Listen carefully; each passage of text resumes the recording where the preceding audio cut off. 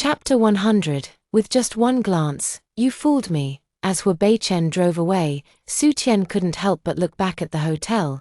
So, does he Wang have feelings for Lu Ting? Upon returning home, Hua Beichen immediately went to find the 3 rules agreement they had signed back then. What are you looking for this for? Su Tian asked. We are going to be together forever, so the so-called 1-year provisional period is unnecessary. This agreement must be annulled first. Hua Beichen quickly found it. Su Tian also went to look for the agreement. After she found it, she saw the content on it. Mine says a 10-year period. I clearly remember it was originally written as a 1-year period. Hua Beichen curled his lips into a smile. I'm afraid a year might not be enough to make you fall in love with me. So I plan to spend at least a decade making sure you do. Does that mean I made it too easy for you? You managed to win me over in less than a year. It was plenty challenging, darling. You should know that back then, you only needed one glance to win me over. Hua Beichen pulled her into an embrace, his passionate kiss sweeping her away. He pinned her down onto the soft bed, and only then did Su Tian's mind begin to process what was happening. So back at the Su family home, the moment he laid eyes on her, this man had already made up his mind to grow old with her. She wrapped her arms around his neck, tilting her head up to meet his deep and sweet kiss. Suddenly, she released him and asked, "What about the matter with the Liang family's daughter? What do you have to say?" Hua Beichen was slightly taken aback, then asked, "Did Liang Yunrui tell you everything?" "Yes, he said the Liang family has decided to make you their son-in-law, and that their daughter has said since childhood that she would marry you." Hua Beichen said seriously, "Liang Yunrui did indeed say that to me, but I've never had any interest in the opposite sex since I was young. Before meeting you, I never felt I had any emotional or physical needs, even if that little girl's words were just a playful remark back then. Even if she were to stand before me now, I'd still say the same thing. I wouldn't have feelings for her, I just wouldn't." Since childhood, he has always been immersed in the world of knowledge, creating his own universe within his own mind. He had no impression at all of whether that little girl had appeared or what she was like. Su Tian, however, pouted. "So you really wouldn't have any feelings for her?" "Really, I wouldn't. But what if she really likes you and wants to marry you? That's her business. It has nothing to do with me." Hua Beichen, "You're heartless." Hua Beichen caught her fist as she swung at him. "It's enough that I only have feelings for you." He lowered his head to kiss Su Tian. Su Tian broke free from him. "You don't even like me, so why did you kiss me? When did I ever say I didn't like you? You said that even if I stood in front of you, you wouldn't feel anything. You just wouldn't feel anything." "You," in a flash, Hua Beichen's mind raced, piecing everything together. "Are you saying, you're that little girl from the Liang family?" "Yes. Liang Yunrui and Liang Yunfeng came to me today and said that I am their long-lost sister. So when Chen Mengyao returned to the Su family, Liang Yunrui started investigating you. Probably, I've thought about it too. The elderly lady who raised me was half-deaf and half-blind, so she might have mistaken the child, and she might not have been fully aware. I was too young at the time, not even 2 years old. If I was mistaken, crying wouldn't have helped, and as I grew older, I completely forgot about my childhood." Hua Beichen held her tightly. "Liang Yunrui wouldn't lie to us about this. So you really are that little girl from the Liang family." They both pulled a few strands of hair out in front of me and told me that if I didn't believe it, I could go and verify it myself. I wanted to give it a try, to make sure there's no mistake. "Then let's go now." Hua Beichen took this matter even more seriously. There was no other reason. His girl had suffered too much since childhood and had never experienced any warmth from a family. The Liang family, at least towards their daughter, is extremely loving. His love couldn't make up for Su Tian's lack of familial affection, but they could. The testing agency actually still had other records of Liang Yunrui and Liang's parents, so even if Su Tian hadn't brought these strands of hair, Hua Beichen could have had them verify it.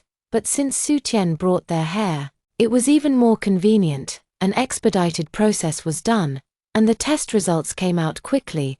The test results matched those obtained by Liang Yunrui and the others, confirming that she and the 2 brothers are biologically related. She is indeed the biological daughter of Mr. and Mrs. Liang. Hua Beichen held her, overwhelmed with mixed emotions. Back at home, Hu Beichen asked softly. When do you plan to see your parents? After my second and third brothers make the arrangements. Over the years Su Tian spent living with the Su family. Su Chengbang and Shu Liuhua had left her with deep psychological scars. She was fine with her two brothers. But it was hard for her to imagine what her parents were like. Hu Beichen comforted her. From what I know, your parents love you dearly. Over the years, they've been extremely worried while searching for you. Liang Yunrui, in particular, has come to Fancheng every year, visiting every orphanage and nursery, and checking on many adopted and fostered children. It's just that no one expected Su Tian would, by a twist of fate, become the second daughter of the Su family. If it weren't for the incident with Chen Mengyaro this time, Liang Yunrui probably wouldn't have considered the possibility that she could be Liang Yu. Su Tian knew he was trying to ease her mind and nodded. I understand. Hu Beichen held her as they got into bed. You had your eyes on me and wanted to marry me before you were even 2 years old. Are you happy now? Who wanted to marry you? Su Tian had long forgotten these things and felt like hitting him because of his teasing tone. I'm sorry I didn't respond to you back then, Hu Beichen said softly. I'm sorry. It's not your fault either. You were only 5 years old at the time, so it was normal for you not to respond to me. I was just thinking, is there a possibility that if I had responded to you, invited you to come play at my house more often, you wouldn't have gotten lost? You would have grown up in the Liang family, often coming to my place, growing up by my side. He fantasized and longed for that possibility, and the thought of having missed it brought unexpected pain and regret. It's all right. If you had really grown up in front of me, who's to say we wouldn't have grown tired of each other over time and ended up not being able to stay together? We might even have become enemies. It's better this way. Still, it's hard not to feel regret. At least that way, you wouldn't have had to suffer like this. Hu Beichen, everything is the best arrangement, isn't it? No matter when we met or how we met, we ended up together in the end. That alone leaves no regrets, Su Tian said in a low voice. Chapter 101. Being Versailles, Mr. Hua. He Wang knocked on Lu Ting's door. She looked around and asked, Where's Susu? I'm with Brother Chen. He might have already returned to Fancheng. Lu Ting muttered to herself, Have the two of them made up already? How could they not make up? Brother Chen is truly sincere about his wife. Heaven and earth can bear witness. Let me tell you, Brother Chen was even worried about how to explain his identity to his wife.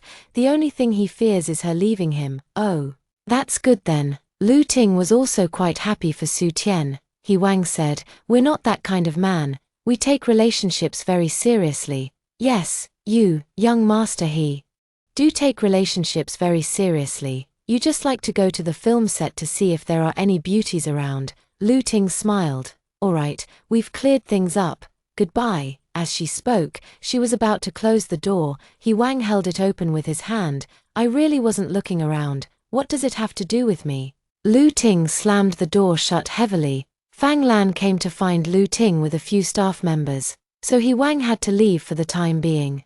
Su Tian was stuck with Hu Beichen all night and woke up with sore limbs. As soon as she woke up, she was fiercely kissed by the man again. Hua. Su Tian couldn't speak, her eyes brimming with tears as he kissed her. Hu Beichen whispered, The thought of having missed you for so many years makes me want to do everything I can to make it up to you. Even just spending a little more time together would be good. Su Tian wrapped her arms around his neck. I've been with you all night, not enough. He pressed her back onto the bed, reaching out to untie the sash of her nightgown. By the time Su Tian woke up again, it was already noon. Hu Beichen had ordered a meal and placed it on the dining table. Now that their identities were no longer a secret, he no longer needed to hide anything. The meal he ordered was from the best hotel in Fancheng, freshly prepared and delivered immediately. Su Tian had engaged in too much physical activity and was already so hungry that her stomach felt like it was touching her back. She picked up her chopsticks and lowered her head to eat. Noticing Hu Beichen's gaze fixed intently on her without blinking, she reached out to adjust her pajamas and said, You should eat too. Don't you have to go to work? The branch here in Fancheng isn't very busy to begin with, and there isn't much business. Aren't you going to handle the matters at the headquarters? I've been managing it for years, and everything is in perfect order. Su Tian smiled. Are you trying to become immortal by not eating? I'm just wondering, why did I miss out on such a sweet and adorable girl when I was young? So why is that? Su Tian found it quite normal. Haven't figured it out yet. Actually, 5-year-old boys have their own world and their own interests. It's normal for them not to pay attention to the little girls around them. They haven't reached the age of budding romance yet. I remember now, when I was 5, I wanted to finish all the elementary school courses as quickly as possible so I could start junior high early. Plus, my programming classes were very time-consuming, and I had no time for anything else. Su Tian widened her eyes. 5 years old, middle school, when she was 5 years old. She was still playing with mud in the fields of the countryside, pretty much, said Hua Beichen. That's so Versailles, Mr. Hua. Hua Beichen held her hand. I'll go to work with you in a while. My life now no longer requires that kind of high-intensity studying, only to enjoy the time spent with his wife. Hua Beichen rode out on an electric scooter, the one that could carry a passenger. Hua Beichen, did you buy this scooter just so I would have to hold on to you when riding? Su Tian saw right through it now. Yes, actually, when I was riding your electric scooter, that's exactly what I thought. At that time, the two of them had just met. Pervert, if I weren't a bit of a rogue, how could I get my wife to hold me? Su Tian said softly. But not today, I don't want to ride this vehicle. I'm sorry, I didn't think of that. I'll go change the car. His gaze swept over Su Tian's dress. Does it still hurt? Don't ask any more, just go drive the car. Su Tian wasn't really in pain. Hua Beichen, though possessive, was still gentle after all, and she has already been given medication. It's just that she still feels a bit sore and weak. Taking a car to work is definitely much better. Soon, Hua Beichen drove his own car over, a black Rolls-Royce Cullinan, which could be considered quite understated. At the entrance of Baojin Commercial Building, Su Tian got out of the car first, while Hua Beichen went to park. As soon as Hua Beichen's car drove away, a young man with a head full of yellow hair rushed over and shouted at her. Su Tian, you're something else. Su Tian recognized him as Su Jie. It's hard to say how he grew up like that. Clearly the one with the best treatment in the family, yet he somehow gives off a rather sharp and sly impression. And he still has that head of yellow hair. Su Tian recalled that Liang Yunrui had recently dyed his hair blonde. However, with his fair skin, well-defined features, and long-term fitness routine, the blonde hair made him look stylish and trendy. Su Jie, on the other hand, just looked sleazy. What did I do? If you have something to say, say it. If not, don't bother me. Although Su Tian had taken care of this younger brother in the past, she had no real affection for him. He is just as harsh and heartless as Xu Liuhua, and he is also very unfilial to his grandfather. Su Tian had long known what kind of person he was and had no expectations of him anymore. Su Tian, even if you're not part of our Su family, you still instigated my own second sister to stir up trouble at home. She secretly transferred millions of funds from the company's account and even made a fuss, demanding that our parents buy her a car and a house. Not to mention, she also secretly sold the company's fabric and transferred the money away. Su Jie was extremely angry. Chen Mengyao had thrown the entire Su family into chaos. Xu Liuhua was so furious that she cried and cursed. Chen Mengyao claimed that Su Tian had instigated her to do it. Hearing this, Su Jie was enraged and went to confront Su Tian. Upon hearing this, Su Tian couldn't help but laugh. What does this have to do with me? If Chen Mengyao did something, go talk to Chen Mengyao. We're all adults. Whoever did it should take responsibility. If you hadn't said those things to her, would she have done this? If I tell her to do something, she does it, then go ahead and sue me. I'll compensate you however the court decides. Alright, FMPH, if I don't teach you a lesson today, you won't know what's good for you. Su Jie had always disliked Su Tian. The whole family treated him like a treasure, prioritizing all benefits for him. Only Su Tian has always been domineering and never taken him seriously. Su Jie actually just wanted to vent his anger. He raised his fist and swung it at Su Tian. Before he could hit Su Tian, someone grabbed his fist and threw him out. He got up and saw a tall, burly man. By the looks of it, it must be that poor man Hua Beichen, whom the Su family often mentioned with disdain. Su Jie said, "Fine, I'll teach you a lesson along with him today." Before he could finish his words, He was punched by Beichen. Su Jie, unwilling to back down, tried to continue fighting Beichen but was knocked down with a few punches, his head bleeding. You all. He pointed at Beichen and Su Tian, then fainted. Chapter 102, He's just a child. Beichen took out his phone and called the police directly. Su Tian shook her head inwardly. The Su family had raised such a useless son with fine clothes, good food, gold, and jewels. Su Jie was seriously injured. He intended to harm Su Tian, so Beichen naturally did not hold back. When giving their statements, Beichen and Su Tian recounted everything that had happened to the police.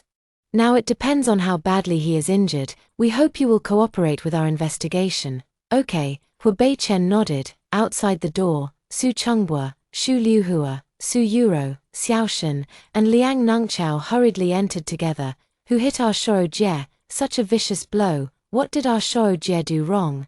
Shu Liuhua entered in tears, and Su Yuro was also very worried. Su Jie is the lifeblood of the family. If anything happens to him, her days won't be easy either. Seeing Su Tian, Shu Liuhua glared at her. It's you hit Shou Jie. Su Yuru frowned. Su Tian, aren't you going a bit too far? First, you encouraged Meng Yao to take the family's property, and now you're hitting Shou Jie. He started it. How much could his punches hurt? He's just a child, Shu Liuhua said angrily.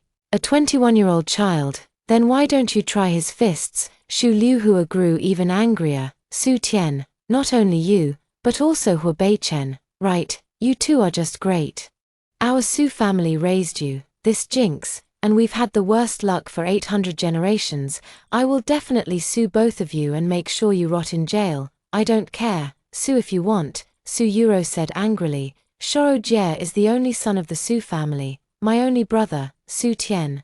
Can't you be a bit more rational before you act? Su Yuro, what does it matter that he's a son or a brother, who is born owing him anything, that they should give in to him?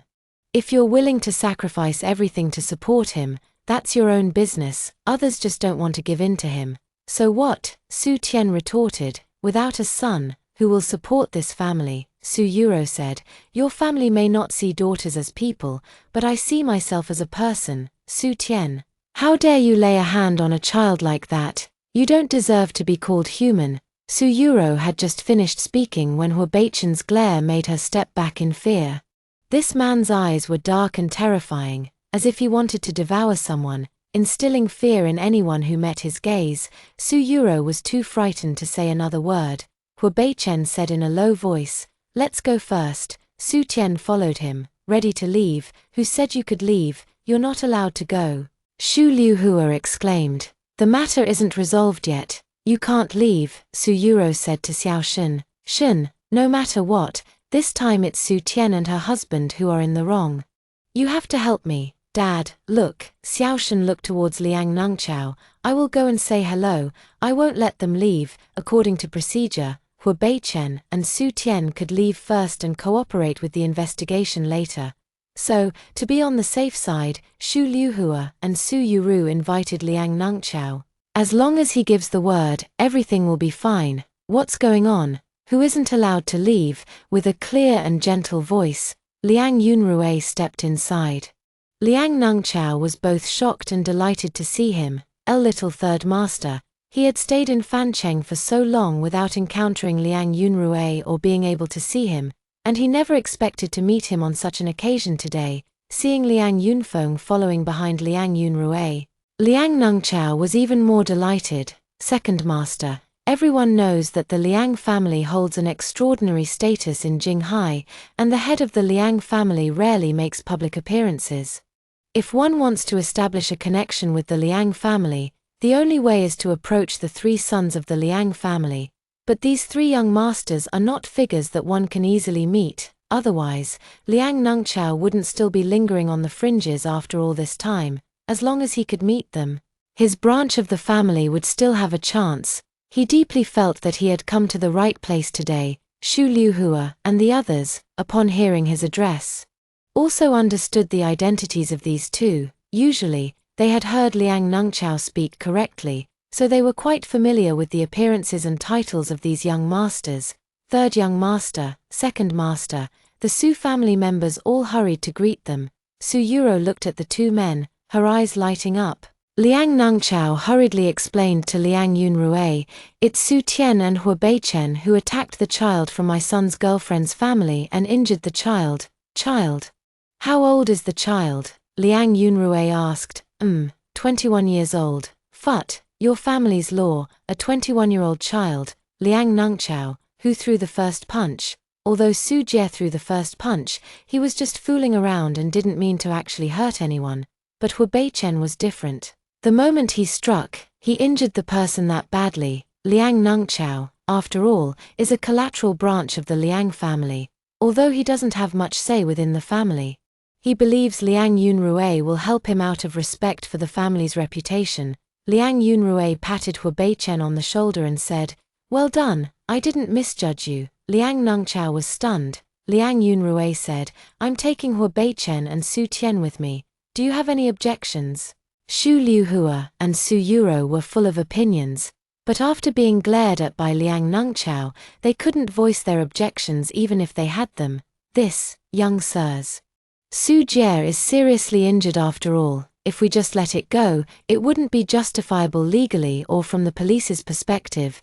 Liang Nengchao still wanted to salvage the situation. Two police officers came over and said, "2 daggers were found on Su Jie, and he is suspected of intentional assault. After his injuries are treated with surgery, he will be detained by us." Liang Yunfeng glanced at Hua Beichen. 2. Hua Beichen glanced at Liang Yunfeng. 2. Alright, 1 is assault, and 2 is still assault. Xu Liuhua panicked. How could this be? He's just a child. Liang Nengchao said angrily. How did you raise your son? He deserves this for acting like that. He had originally thought it was just a simple fight. So he was willing to act as a mediator to ensure Su Jie was safe and to scare Hua Beichen and Su Tian. But the situation took a sudden turn for the worse, making him lose face so badly in front of Liang Yunfeng and Liang Yunrui. Liang Yunrui laughed and said, "Deliberate assault, 21 years old. Legally an adult. Adults must pay the price for their actions." Hua Beichen and his group came out. Liang Nengchao chased after them. "Second master, third master. I've been doing business in Fancheng recently. Would you two honor me with a meal? Very busy lately, but I appreciate the sentiment." Liang Yunfeng's expression was calm, but his refusal was straightforward. Liang Nengchao didn't press further. It was enough to have made an impression in front of these two. He said, "That Su Jie, he's not on the right path. I was deceived into helping him. Please don't take offense, young masters." He could see it now. These two were quite familiar with Hua Beichen and Su Tian. Chapter 103, Where Did My Big Baby Go? Once in the car, Liang Yunrui grabbed Su Tian's hand. "Are you okay? Are you hurt anywhere?" Earlier, in front of so many people, he didn't dare to be too intimate, afraid that Su Tian would reject him. Now, he couldn't care less. Just after asking, he noticed that Su Tian's other hand was being held by Liang Yunfeng. "Let go, I'll take a look." Liang Yunfeng asked, "Is she my sister or not?" "Although she is, but Liang Yunfeng didn't bother to argue with her. After carefully checking that Su Tian's hand was fine, he asked gently, "Were you scared?" "It's okay, your second brother is here." Su Tian felt a warm feeling in her heart. "I'm fine. Su Jie didn't touch me." Hua Beichen's move was still too light. Liang Yunrui said, "If I were there, I would have cut off half of Su Jie's head. Don't scare Yeye." Liang Yunfeng glared at him. Oh, okay. "So my original name was Yeye?" Su Tian asked. "Yes, Mom and Dad had 3 of us and were hoping for a daughter. After you were born, they were overjoyed. The whole family was filled with happiness. So you were named Yeye," Liang Yunrui explained. "Do you remember, when you were little, you loved playing with me the most, often tugging at the hem of my clothes and following me around?" Liang Yunfeng shot him a glare. "Yeye clearly liked me the most, always wanting me to hold her." "Nonsense. Yeye clearly wanted me to hold her." The car door opened. Hua Beichen pulled Liang Yunrui out, took his seat, and pulled Su Tian into his embrace. He shifted his position to sit in the middle, separating Su Tian and Liang Yunfeng. "Hua Beichen, you dog," Liang Yunrui cursed. "Go drive instead." Hua Beichen had been driving the whole time. He had been jealous all the way and finally couldn't hold back any longer, pulling the car over to the side to assert his dominance. Liang Yunfeng gave him a cold glance. Hu Beichen, don't you dare compete with me for my sister, second brother. Su Tian is now my wife, my person. Liang Yunfeng was pleased by being called second brother, but the following words clearly displeased him. He was momentarily speechless and could only remain silent. Liang Yunrui, who was driving, said, Hu Beichen, you still haven't called me brother yet. Master Liang, watch out for oncoming traffic, Hu Beichen said in a cool tone. Su Tian watched them bickering back and forth, not feeling annoyed at all, but instead experiencing a vague sense of happiness. So this is the warmth that comes from family. Su Tian agreed to Liang Yunfeng's invitation to accompany her back to Jinghai. Hu Beichen noticed her uneasiness. I'll go back with you. Don't worry too much. Do you know my parents? Yes, Uncle Liang is very strict, and Auntie is very gentle, so you call my parents. Dad is very stern, Mom is very gentle. Hu Beichen hugged her. I'm just worried I might not pass Dad's test yet, so I'm being cautious to leave a good impression on him. Su Tian smiled, realizing that when it comes to meeting the in-laws, Hu Beichen wasn't any more relaxed than she was. Don't worry, I'll have your back when the time comes, alright? Everything is up to you, dear. He recalled the past. Back then, Mom and Dad went through a lot of trouble looking for you. They'll be so happy to have you home this time. I just don't know if I'll get along well with them. You definitely will. Before, when I came back from the countryside, before my mother-in-law passed away, she also told me that they would love me, and if I behaved well and was obedient, I could get along with them. So for a long time afterward, I always thought they didn't like me because I wasn't well behaved or obedient. Hu Beichen held her tightly, knowing that these past years had not broken her. Nor had they made her grow into someone who complained about fate, but it left countless fine scratches on her heart and in her emotions. These require time and affection to mend. Hu Beichen said softly, the Liang family is different from the Su family. Even if something unexpected happens, at worst, we can just cut ties with them in the future. We can live our own lives just the same. The path we've taken in life is always in the past. What matters more is where we're headed in the future. You're right, your own happiness is the most important. I've even been able to abandon the Su family, so what's there to say about other families? Su Tian clenched her fingers, giving herself a boost of courage. But how could a person not yearn for family affection? The plane landed in Jinghai. Hu Beichen held Su Tian's hand. Susu, come home with me first. Why? I already promised you and convinced my parents not to come pick me up at the airport. Shouldn't we go back to the Liang family first? Liang Yunrui said unhappily. Auntie, come home with us. Liang Jing hugged her leg and refused to let go. Hu Beichen said calmly, the Liang family is still unfamiliar to Susu, but she has already met all the elders in the Hu family. I want to give her some time to adjust. Finally, Liang Yunrui had to let go. He returned home, and Liang Jinsheng put down the newspaper. Where is she? Where's my baby? Where's my big baby? Shu Shui, dressed in a qipao, stood at the door waiting. Seeing that only Liang Jing was with her son, her eyes filled with disappointment.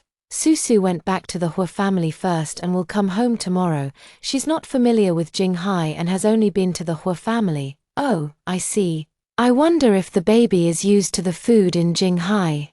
And the weather? Shu Shui asked. With Hu Beichen around, it shouldn't be a problem. Liang Jinsheng was disappointed, but Shu Shui comforted her husband. Anyway, the baby will be back tomorrow, so don't give our son a hard time. Grandpa, Grandma, I brought gifts for you. Liang Jing stepped in at the right moment. Easing the family's emotions, the car came to a stop in front of the villa at the Hu family's old residence. The butler stood at the front door, ready to greet them. Young master. Young madam. Su Tian recognized him as the Grandpa Wang she had met last time, when he had played the role of an old friend of the Hu family's matriarch. Grandpa Wang, you can just call me by my name. Young mistress, that won't do, Steward Wang quickly said. I am the family steward. You can just call me Old Wang. She stepped inside, already mentally prepared, but was still stunned by the size and decor of the Hu family's ancestral home. She had made clothes for the wealthiest ladies in Fancheng and had been to their homes, But all of that was not even 1/10,000th of what the Hua family's ancestral home was like. Lady Hua was overjoyed to see Su Tian arrive. "Tian Tian, come sit with Grandma." Su Tian sat down beside her, and the elderly woman patted her hand, saying, "That rascal finally came clean about his identity to you. I've been waiting for this day for a long time. Can you stay a few more days this time?" Hua Beichen rubbed the tip of his nose. "Grandma, Su Tian won't be staying at home for long this time. She mainly needs to return to the Liang family." Of course, old Mrs. Hua said with a smile. "Go home and spend some time with your parents. Stay a few more days. I really didn't expect that you're actually a child of the Liang family. The Hua and Liang families have a good relationship." And old Mrs. Hua was genuinely happy from the bottom of her heart. Chapter 104. If you can't speak, then shut up. After having dinner at the Hua family's house, Hua Beichen received several phone calls. They were all from friends who had heard that he had brought his new wife home and were clamoring for him to bring her out to meet them. Su Tian was accompanying Mrs. Hua for tea. Upon hearing this, Mrs. Hua said, "You should take Tian Tian out and about, meet more friends. Tian Tian, don't just drink tea, go out and have fun. Young people shouldn't stay cooped up at home. Go find your friends and enjoy yourselves." Su Tian stood up. Then, "Grandma, I'll join you for tea another day." In a spacious private room, He Wang and a few young people were playing cards.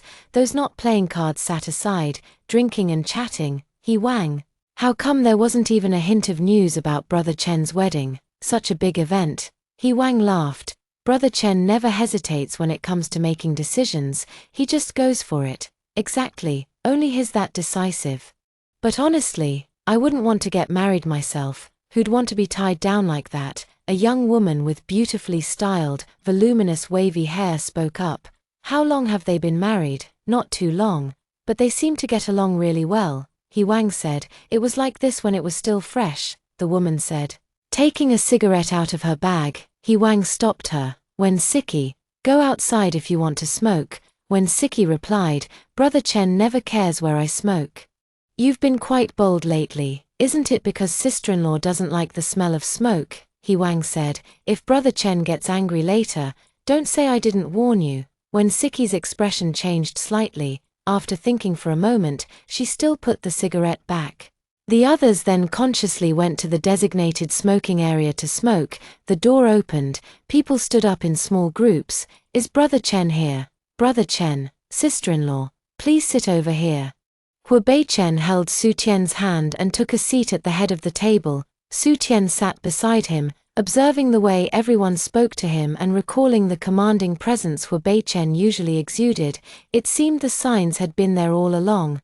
Hua Beichen introduced everyone to Su Tian. Everyone was calling her sister-in-law. A few people who were clearly older than Hua Beichen also addressed her as Brother Chen's wife. "Sister-in-law, what would you like to drink?" He Wang asked. Hua Beichen, thinking about her need to return to see her family the next day, said, "Passion fruit juice." Su Tian really didn't feel like drinking. She usually avoided alcohol around people she wasn't very familiar with. Hearing Hua Beichen order her favorite juice, she smiled slightly and said, "Thank you." The scene stung when Siki's eyes painfully. The Wen and Hua families could be considered old acquaintances, and she had grown up with Hua Beichen since childhood as childhood friends. To stay by his side, she worked hard to study finance, which she didn't love, and eventually ended up working alongside him. Hua Beichen had never been involved in any scandals, and there wasn't even a hint of ambiguity with any of the opposite sex around him. She could be considered the only one, even if it was just as a work partner, but she had always thought she was special, that Hua Beichen looked down on those superficial and flashy people, as well as those weak, delicate, and incapable girls. She knew that one day, she would eventually be with him, becoming a mutual partner in both work and life. However, Hua Beichen quietly got married without a word. When Siki said with a smile, "Beichen, how has your stomach been since you stayed in Fancheng? I made the taro steamed pork you love. Should I send it to Butler Wang as usual?" Hearing this, Su Tian turned to look at Wen Siki. Wen Siki smiled generously. "Miss Su, you might not know, but in Jinghai, I have always been in charge of the secretarial team for Beichen. The 16 secretaries and assistants around him all report to me. As for his daily life, I have always been the one managing it." Hearing her words, the others lowered their heads and drank. Falling silent, Hu Beichen spoke up. "Honey, Wen Siki's job responsibilities and position are similar to that of our family's butler, Wang." Wang couldn't hold back and spat out a mouthful of wine. Everyone else has become lively again. Only Wen Siki's expression instantly turned unpleasant. Fortunately, the lighting was not very bright, allowing her to conceal it. "Miss Wen is in charge of these matters, so I'll entrust you with taking good care of Beichen at the company from now on," Su Tian continued, following Hu Beichen's words. "Of course. After all, I've been working by Beichen's side for 6 years, Wang immediately chimed in.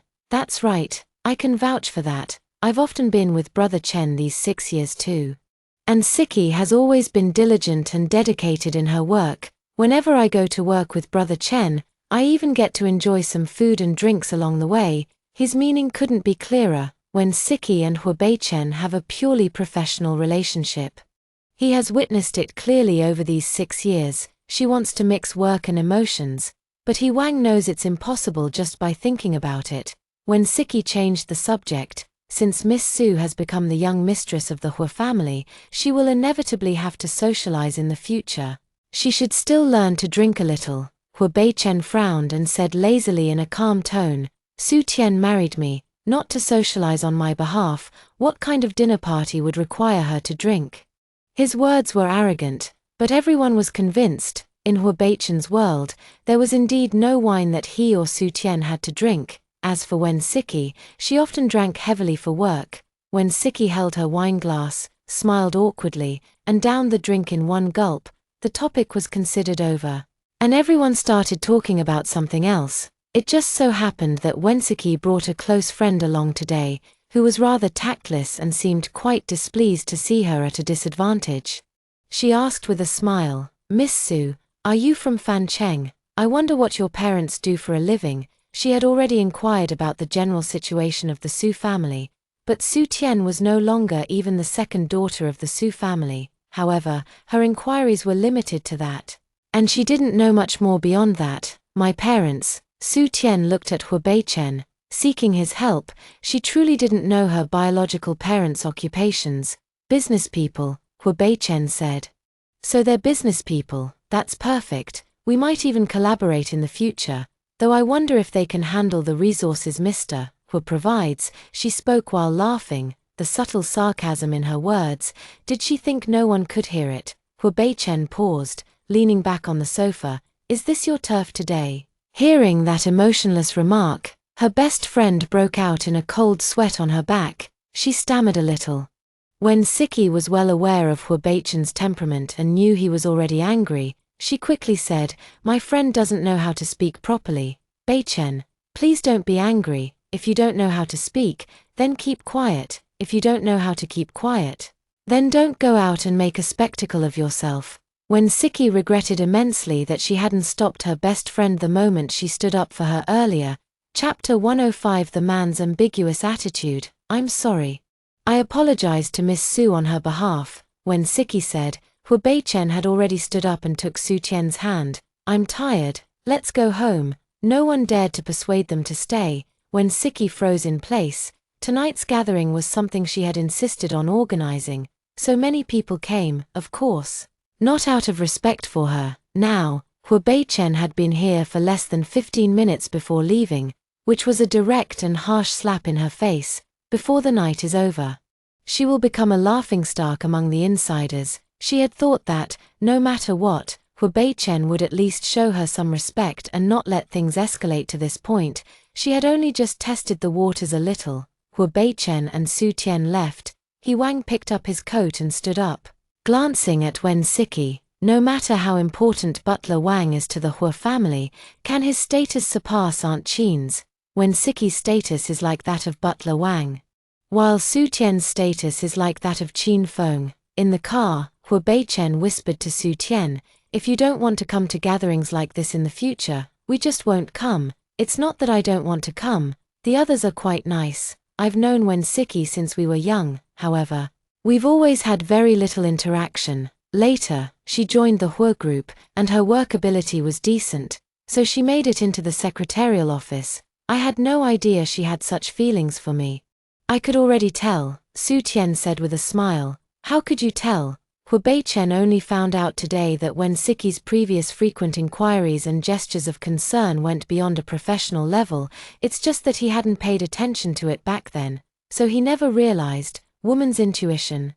Su Tian laughed. Hua Beichen held her close. It seems I'll have to hire fewer female employees around me in the future. Actually, what I care about isn't what she says or does.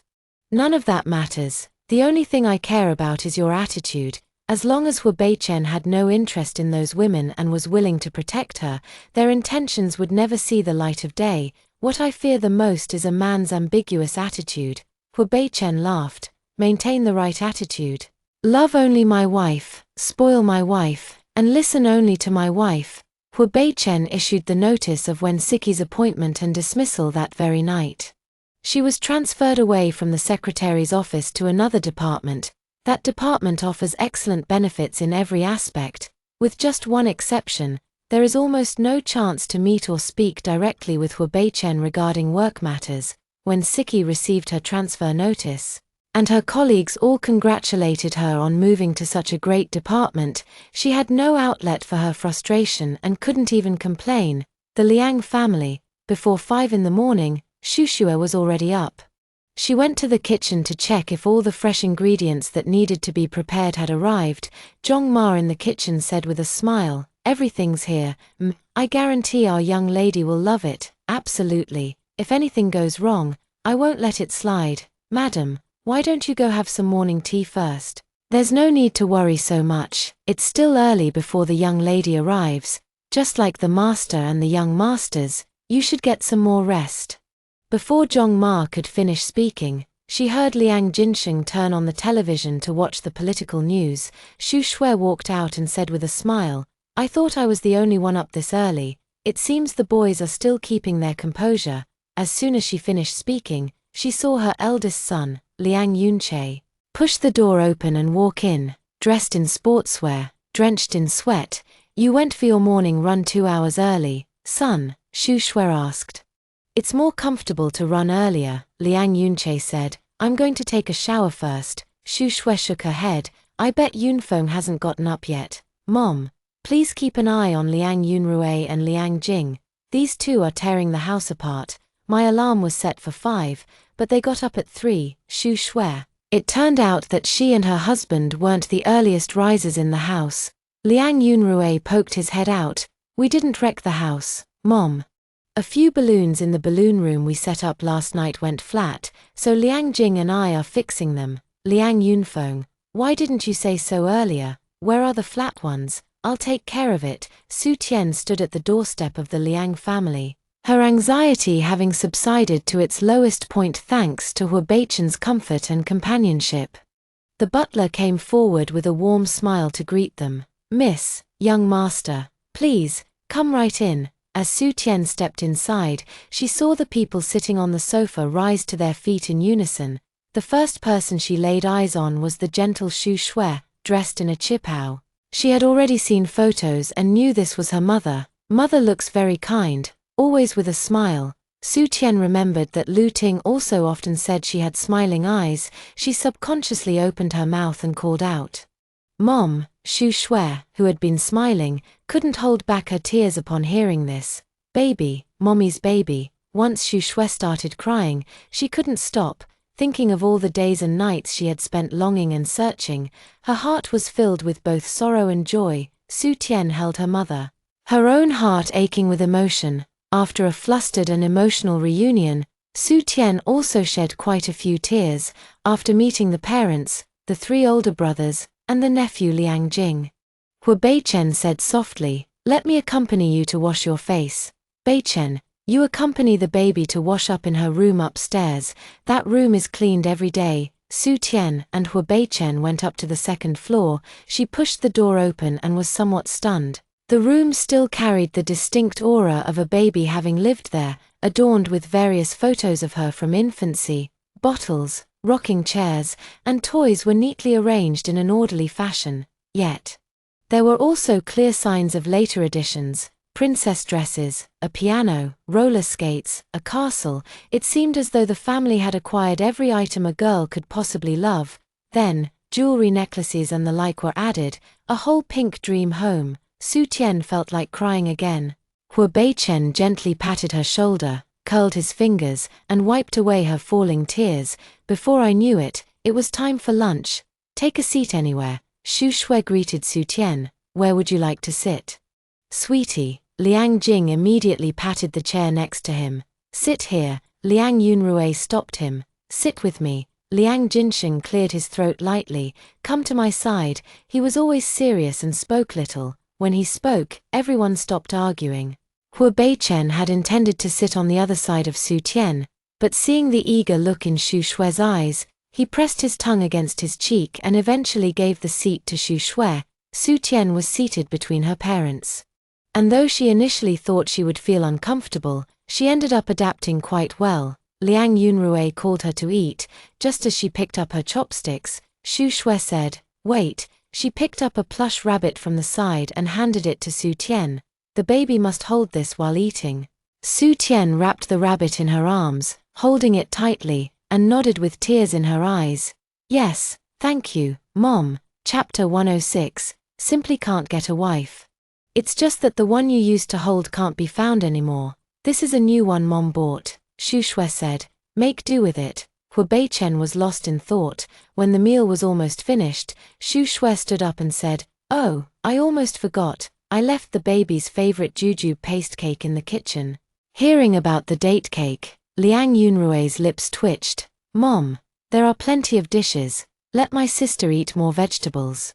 But the baby loves the date cake I made with my own hands the most. Xu Shui went in and brought out a portion, placing it in front of Su Tian.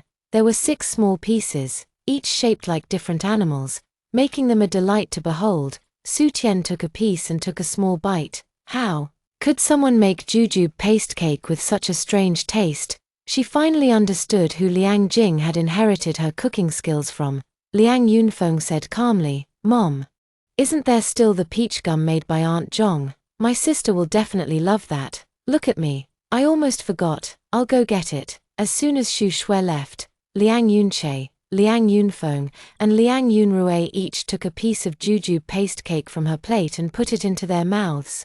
Liang Jing also got a piece. Liang Jinsheng also picked up a piece with his chopsticks. Liang Yunrui nudged Hu Beichen's arm. "The piece Tian Tian didn't finish is for you to take care of." After everyone finished the jujube paste cake, Xu Shui brought out the peach gum. Seeing the plate of jujube paste cake was empty, she said gently, "My baby's taste hasn't changed after all. There's more. Mom will go get it for you." No one could persuade her, and Xu Shui brought out another plate of jujube paste cake. Su Tian whispered, "Mom, I can only eat this one plate at most. I can't eat any more." Right. Eating too much will cause indigestion. Just eat this much. I'll make more for you another day." While Xu Shui went to tell Aunt Zhong to buy more jujubes produced from sea buckthorn, everyone quickly seized the opportunity to share and finish the jujube paste cake on Su Tian's plate. Hu Beichen spoke up, "Mom, Dad, and my brothers. My grandmother and parents have invited you to the Hu family's home tomorrow." Liang Jinsheng wasn't very fond of this son-in-law. "Whatever, I'll come pick you up early tomorrow morning." Su Tian and Hu Beichen spent the afternoon at the Liang family's home. Xu Shui had originally wanted to keep Su Tian at home, but was afraid she wouldn't be used to it, so she reluctantly watched her leave with Hu Beichen. She asked Liang Jinsheng, "Why are you being so cold, in all of Jinghai? Aside from Hu Beichen, where else could you find a better son-in-law?" No, Liang Jinsheng simply felt that no one was worthy of his daughter. "You," Xu Shui smiled, picking up a cushion from the side and hugging it. "My baby is back, that's all that matters." Hu family old mansion. Su Tian stayed in Hu Beichen's room at the old mansion last night. Hu Beichen did not live here often, only occasionally staying overnight when he returned home. Upon returning to the old mansion, Hu Beichen asked He Wang to go back to the house in Fancheng to find something for him.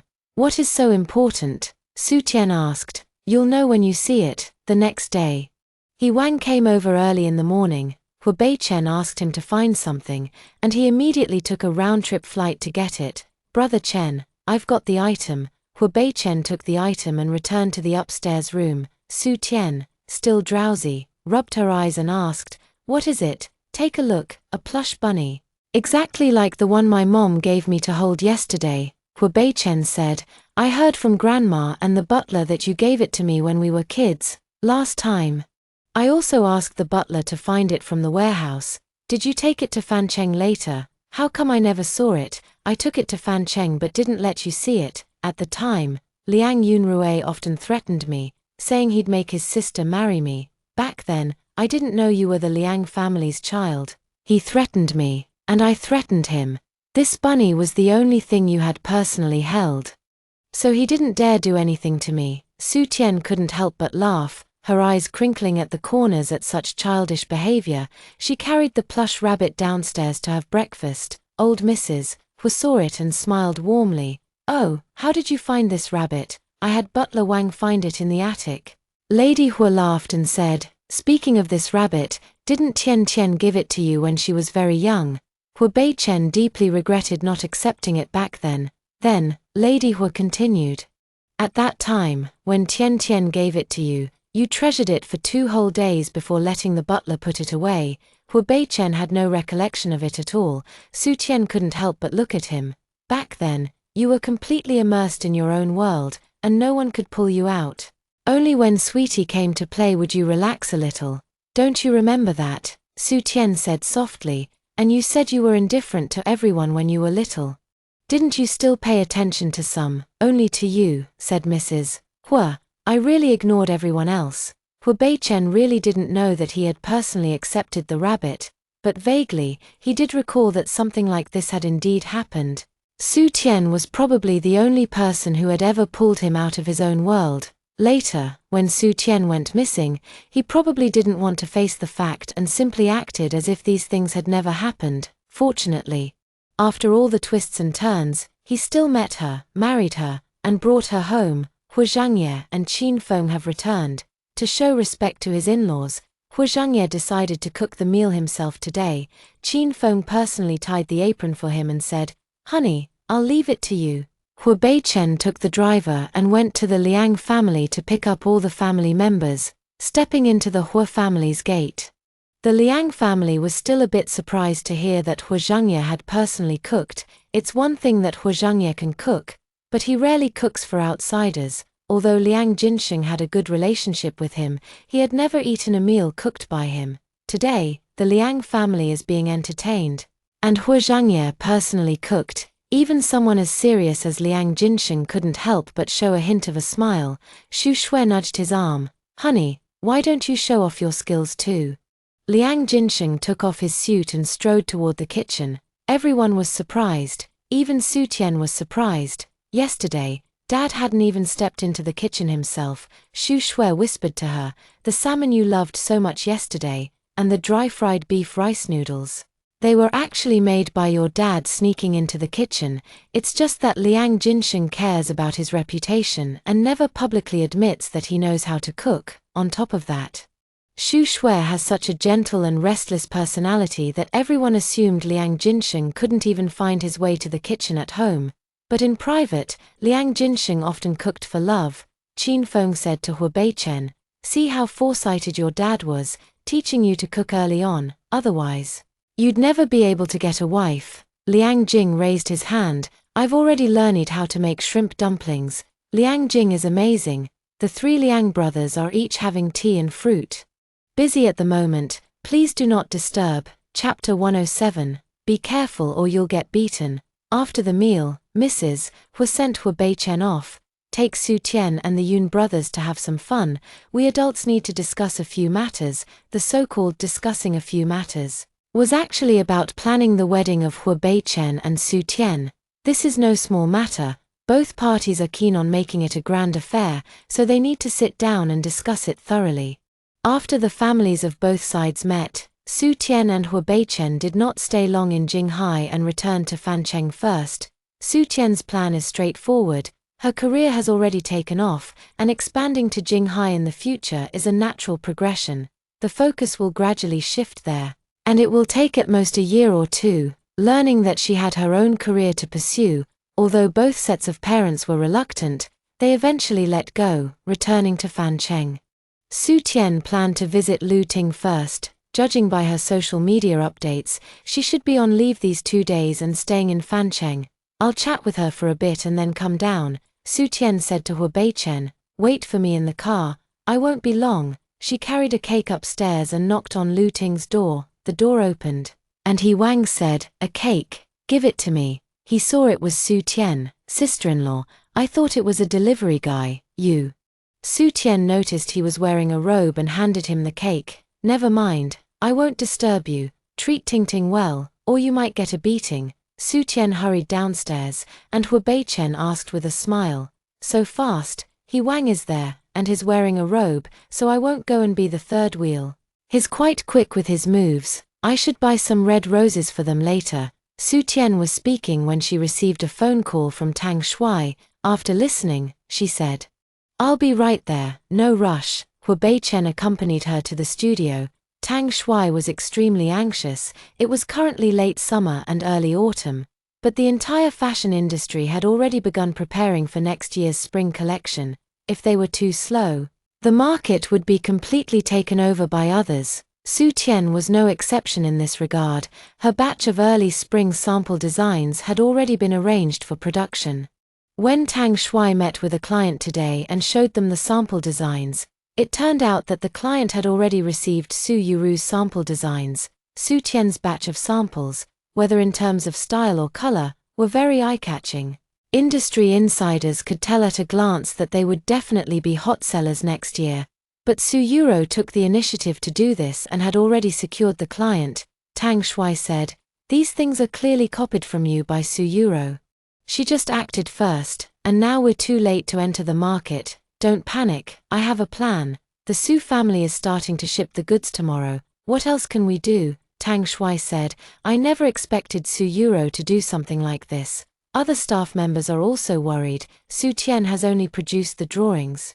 The clothing hasn't been manufactured yet. Su Yuro, in order to seize the initiative, has actually taken the lead by such a long time." Handsome Tang. "Have you managed to get their clothes?" "Got it, and the quality is quite good." Su Tian smiled. "I was worried that the quality might not be good." Hu Beichen saw that she was confident and was not worried that this matter would affect Su Tian. He said, "Just do what you need to do, there won't be any problems, honey. If you need me to do anything, just say it directly, then I won't hold back." That evening, Su Tian accomplished quite a few tasks. The Su family, Xu Liuhua, was very satisfied with this year's performance. The style Su Yuro presented this time greatly pleased the clients. The Su family's order volume surged, far exceeding previous levels. The Su family's clothing business hasn't seen such prosperity in a long time. "Euro, this time you must seize the opportunity and not let others get ahead again." "I will, Mom, because of Su Jie's incident." Xu Liuhua harbors a deep hatred for Su Tian. At that time, because Su Jie was carrying 2 daggers, the Su family went to great lengths to bail him out. After he got out, he has been recuperating and hasn't recovered to this day. Xu Liuhua wishes he could make Su Tian go bankrupt. Xiaoshan said, "Euro, my father said that this time you can go all out. Don't worry about the investment funds." "Thank you, Brother Shan. If it weren't for your father investing such a large sum this time, I wouldn't have dared to produce all the clothing so early or add a few more production lines. When it comes to profits, we'll handle it strictly by the book. Whatever belongs to you and your father will be transferred to your accounts as agreed. Between us, why bother saying such things? It feels too formal, doesn't it? Business is business. In private, it's only right that we show filial respect to your father," Su Yuro said with an understanding smile.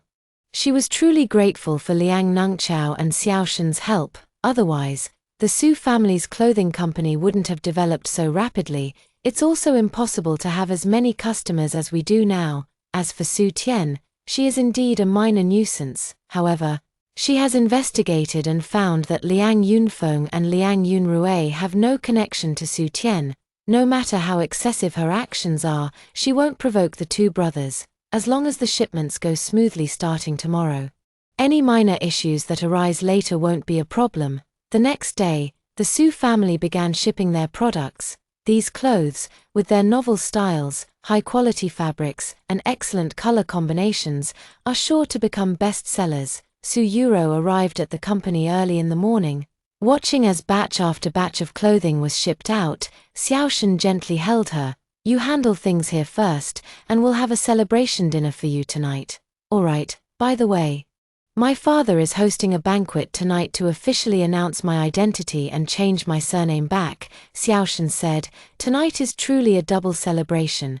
Congratulations, Brother Shen. When you return to Jinghai, I'll bring my business there as well, with our two families joining forces. We're bound to reach new heights. Xiaoshen was filled with satisfaction. Returning to the Liang family meant he now had a strong support system, with Su Yuro being so skilled at making money.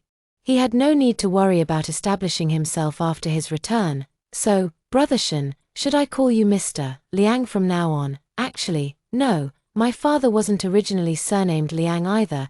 It was my grandfather who married into the Liang family, so my father took on the Liang surname. My father plans to have me change back to his original surname once my career stabilizes and everything settles down. Su Yuro hadn't expected there to be such a backstory. Xiaoshen smiled again and said, Actually, I don't mind the Liang surname. The Liang family is influential and well established, and even as a branch family, it brings enough prestige for what we need. We'll see how my father plans it out. Alright, as you wish. President Su Tian is here. Someone came running to report. Su Yuro knew that Su Tian would definitely come looking for her, but she hadn't expected her to arrive so quickly. Su Tian, do you need something from me? Su Yuro asked knowingly. I heard you've shipped a lot of goods here. I came to take a look and learn a thing or two. Su Tian and Hua Beichen came together. Chapter 108. Who dares to make a move? Su Yuro always felt that the aura around Hua Beichen was growing increasingly formidable, exuding an air of someone not to be trifled with. She laughed and said, Then feel free to look around and learn as you like. I have something to attend to, so I won't keep you company. As she was about to leave, Su Tian reminded her. Don't go, someone is looking for you. Su Yuro took a closer look and saw that the people approaching were Chen Ping and Liang Liang. She knew both of them and had dealt with them before. Is Su Tian bringing a lawyer? Su Yuro's eyes flickered, but she showed no fear. She remembered.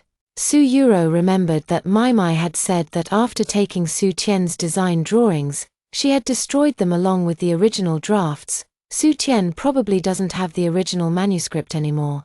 As long as her own clothing has been shipped and reached the customers, even if Su Tian brings in a lawyer, it won't make a difference. Attorney Chen, is there something you need from me? Su Yuro asked. Miss Su, I'm here on behalf of Miss Liang Liang.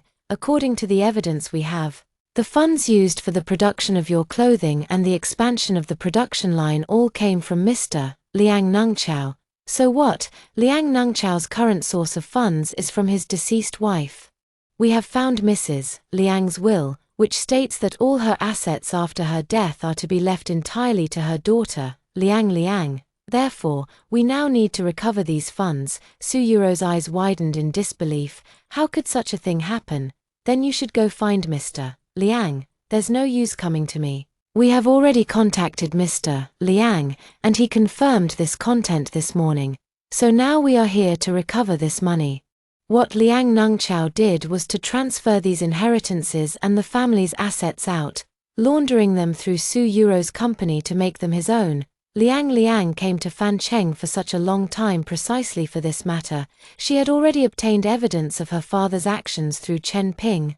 In the face of absolute evidence, Liang Nungchao had no choice but to admit it. After all, his father had married into the Liang family. If Liang Jing really made a scene, the Liang family would undoubtedly side with her, Su Yuro said. Then do as you please. Anyway, I have no money on the books. It doesn't matter if there's no money, you can just use these clothes to pay off the debt, Chen Ping said, taking out the contract. According to the money Liang Nungchao gave you, these clothes should all belong to us. But Lawyer Chen, don't forget, while the clothes can be exchanged for money, the design copyright of these clothes belongs to me. Even if you can use the clothes to pay off the debt, The copyright is still mine. With copyright protection, you have no right to take or dispose of these clothes. Suyuro was unafraid. I'm sorry, but Miss Su Tian authorized the copyright of this batch of clothing to us 3 months ago.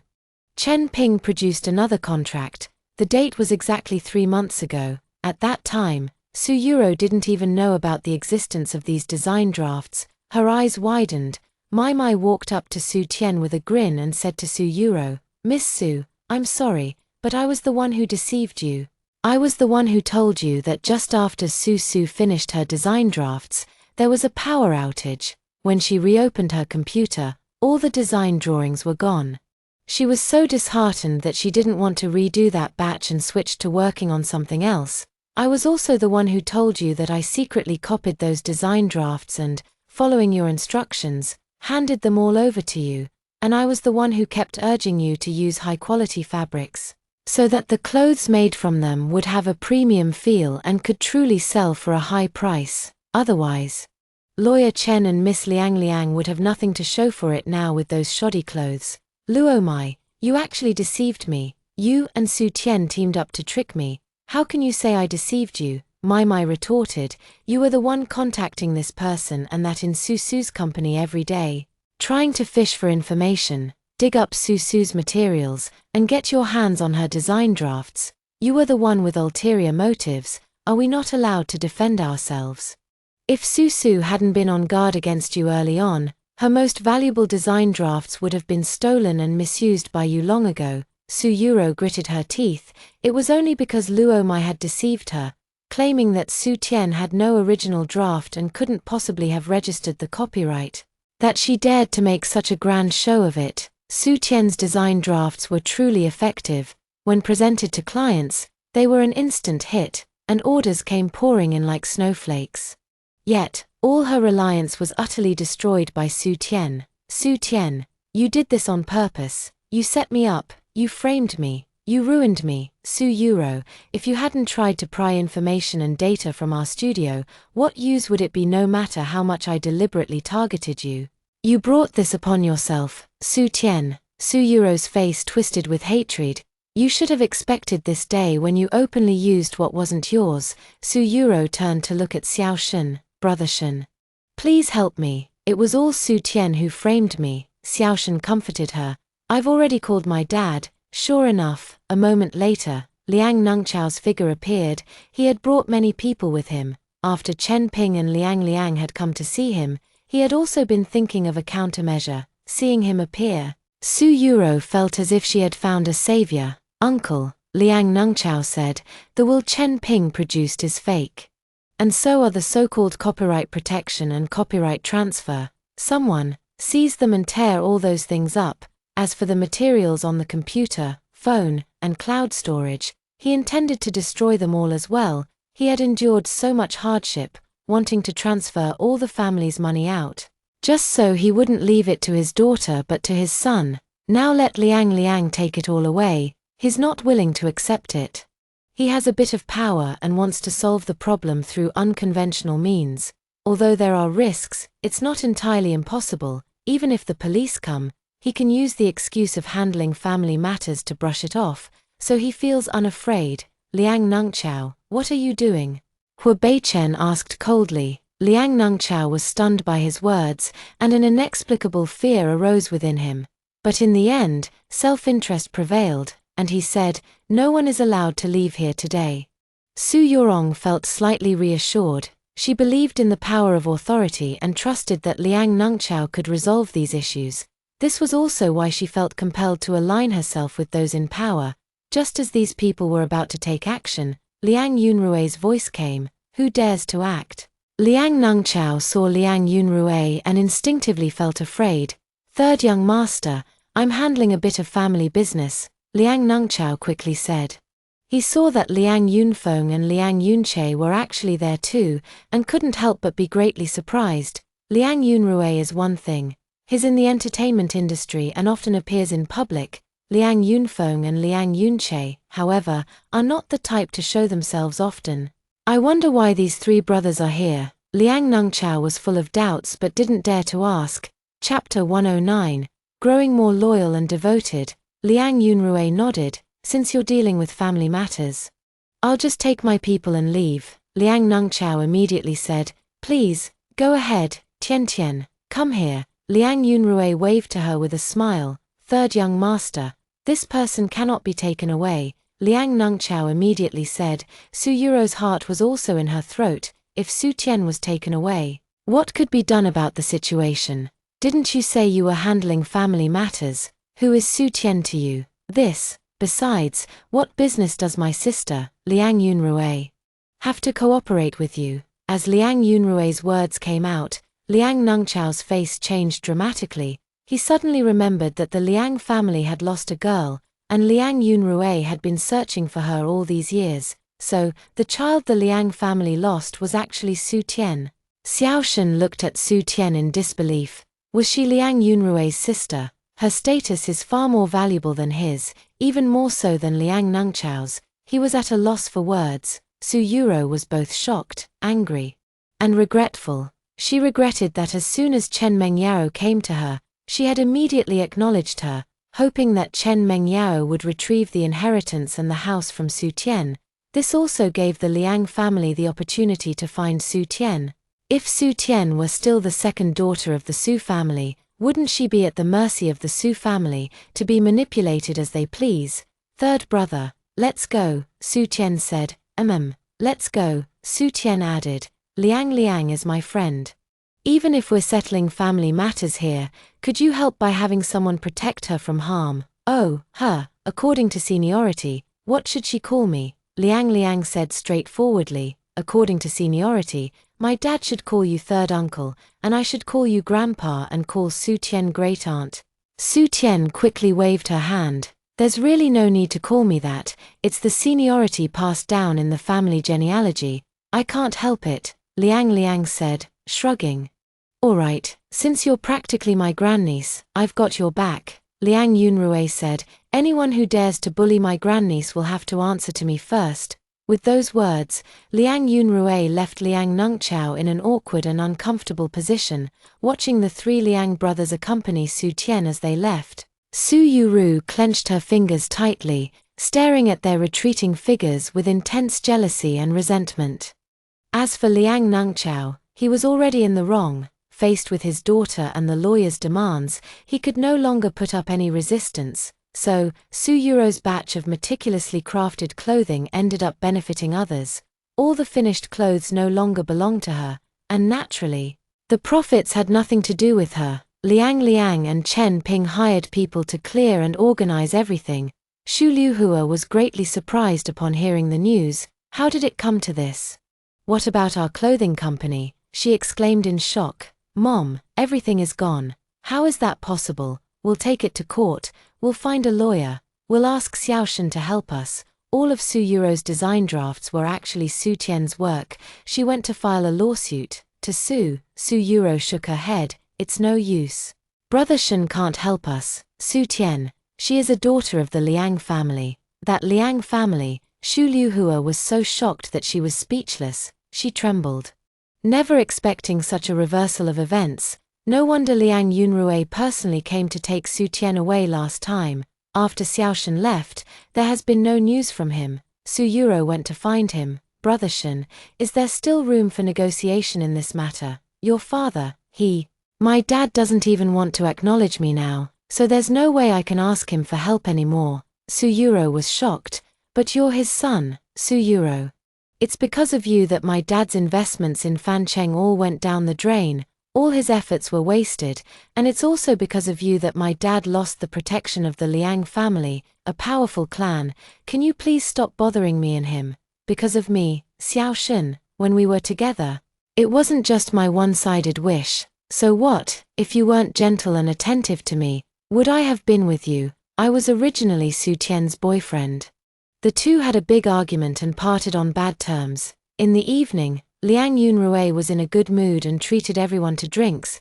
Liang stood up with a smile. Actually, tonight's drinks should be on me. Su Tian solved most of the issues, which were mostly my problems. Su Tian, I'll toast to you first.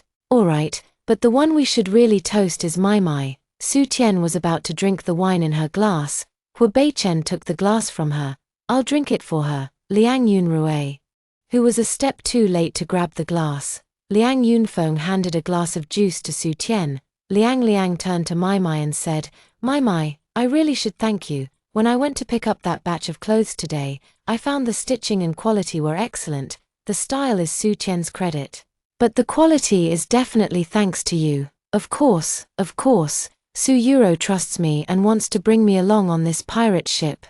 So I definitely have to make sure the quality is well supervised for her. Mai Mai took a sip of her drink. Tang Shui insisted that Mai Mai drink another glass. You really had me fooled. I actually thought you had sided with Su Yuro and were going to abandon us to follow her. I'll punish myself with a drink. Mai Mai said with a laugh, I didn't dare tell you, afraid that Su Yuro would notice something off. Su Tian, it was me who told her not to tell you. I was afraid that if too many people knew, Su Yuro would become cautious. Come, let's toast to Su Tian again. Liang Yunrui asked He Wang. He Wang, didn't you say you've been dating someone recently? Where's your girlfriend? Bring her to meet us. Isn't she away on a business trip? She'll bring it over later. You didn't bring your girlfriend along, so you have to drink a penalty shot. He Wang raised his glass. Sure, I'll gladly take the penalty. Su Tian whispered to Hu Beichen. Honey, what was He Wang's attitude towards relationships in the past? Has he ever been unfaithful or had a history of cheating? I've never had a girlfriend, so I can't really be accused of being unfaithful, but it's true that I do enjoy looking at beautiful women. Wherever there are pretty girls, I tend to gravitate there. Doesn't that mean he has a potential crisis? Su Tian asked with concern. Honey, have you ever heard this saying? What words? One takes on the color of one's company. With He Wang by my side, even if he had any wandering eyes, he'd likely be influenced to turn over a new leaf and become more loyal and devoted. Su Tian couldn't help but laugh. You're really good at patting yourself on the back, isn't that the case, my dear wife? Do you still have any doubts about me? Su Tian shook her head. You're already good enough. I just hope that, when it comes to the saying one takes on the color of one's company, it's you who influences He Wang, not the other way around. Absolutely impossible. Chapter 110. Then show me some sympathy. After drinking, Liang Yunrui asked, Little sister, want to come stay with us? Hu Beichen said coolly, Stay with you, at a hotel? My eldest brother and second brother both own apartments in Fancheng. You know, is it as comfortable as my house? Is it more suitable for Su Tian? Liang Yunrui couldn't be sure about that, after all. The houses bought by his eldest and second brothers had been unoccupied for a long time. If you care about your sister, shouldn't you make sure she lives more comfortably? Liang Yunrui tugged at his hair. Forget it, just leave, I don't want to see you here. After saying that, he added, Tian, I'm not saying you're in the way, I'm talking about him. Su Tian smiled and said, All right, goodbye, third brother, goodbye, first brother and second brother. Watching them leave, Liang Yunrui said, You guys didn't even try to help me keep our sister here. Look at her expression. Does it seem like she wanted to stay? Besides, do you think Hu Beichen's attitude gave you any chance of keeping her here? Liang Yunfeng asked. Hu Beichen and Su Tian were just about to get into the car. Xu Liuhua appeared out of nowhere. She looked disheveled and downcast. Su Tian had never seen her like this before. Su Tian, Xu Liuhua's voice trembled. Could I ask you for a favor? Please stop targeting the Su family's company. She choked up. I know we've all wronged you, but the company was left by Grandpa after all, even if it's just for Grandpa's sake. I beg you, Mrs. Su, I never intended to harm the Su family's company, even this time. If Su Yuro hadn't taken my design drawings, none of this would have happened. She knows she was wrong. She's fully aware of her mistake. If the Su family's company focuses on honest business and fulfills its responsibilities, it won't face any trouble. I won't cause you any trouble either. I hope you understand that the troubles you face are never brought upon you by others, they are the consequences of your own actions. Xu Liuhua felt indignant, but he didn't dare to argue too much. Su Tian continued, Instead of begging me, you should go back and discipline your children properly. There's no need to pin their actions on me. But this time, Liang Liang is only reclaiming her mother's inheritance. What did she do wrong? Grandpa left you plenty and built such a large family fortune for you. If you don't cherish it yourselves, no one can guard it for you. Shu Liuhua left with her face turning pale and then red. Hua Beichen handed her a bottle of water. Su Tian smiled. I wasn't affected by her mood. If you don't want the Su family to bother you again, I have plenty of ways. No. Su Tian shook her head and said, the Su family is, after all, Grandpa's family. Out of respect for Grandpa, as long as they don't provoke us, there's no need for us to take extreme measures. Hua Beichen remembered that before his grandfather passed away, he had also advised him to treat Grandpa Su's family kindly. But his grandfather certainly never considered what if these people weren't worthy of kindness. She said, but if they really do come to provoke us, I won't hesitate to act decisively. Hua Beichen nodded with relief. I'm glad you won't be soft-hearted. Of course not. After learning so many lessons the hard way, why would I feel sorry for the bad guys? Su Tian smiled. I only feel sorry for my own people. Then feel sorry for me. Hua Beichen moved closer. His voice already a bit hoarse. Su Tian tilted her head up and kissed the man's cool, thin lips. Hua Beichen touched her lips and immediately deepened the kiss, responding fiercely. His fingers brushed against her skirt, sliding inward. Not here. Then I'll take you home right away. Reluctantly, Hua Beichen ended the kiss and drove home in a hurry. Many of Su Tian's tasks in Fancheng were handed over to Tang Shuai and Mai Mai after going through this period of training. The two of them have gradually become capable of handling responsibilities on their own, especially since they have been with Su Tian from the early days, working hard to establish the studio together. They are more accurately described as collaborative partners rather than just staff members. Su Tian allocated company shares to the two of them according to their respective proportions. Tang Shuai and Mai Mai became even more motivated. During the lunch break, Mai Mai asked, Su, are you going to Jinghai soon? Amham. Su Tian nodded. I've always thought about expanding my business to Jinghai. Now that I have the chance to go, of course I'll go. Besides, both my parents and in-laws are there now. Mai Mai rested her chin on her hands and said enviously, a pretty girl like you really is a little princess from a wealthy family who was lost. I wonder when my birth parents will come find me. Tang Shuai, you're dreaming a bit too early today. Don't wake me up. Mai Mai hit him. Your food is heated up. Mai Mai hurried to the microwave to get her meal. After taking a bite of the braised pork ribs, she exclaimed, wow. My mom's ribs are so delicious. Well, even if someone came to claim me as their little princess, I'd still want to recognize my current mom. Your mom wouldn't know whether to be happy or sad if she heard that. Tang Shuai said. Su Tian smiled and said, the business in Fancheng will be handed over to you from now on.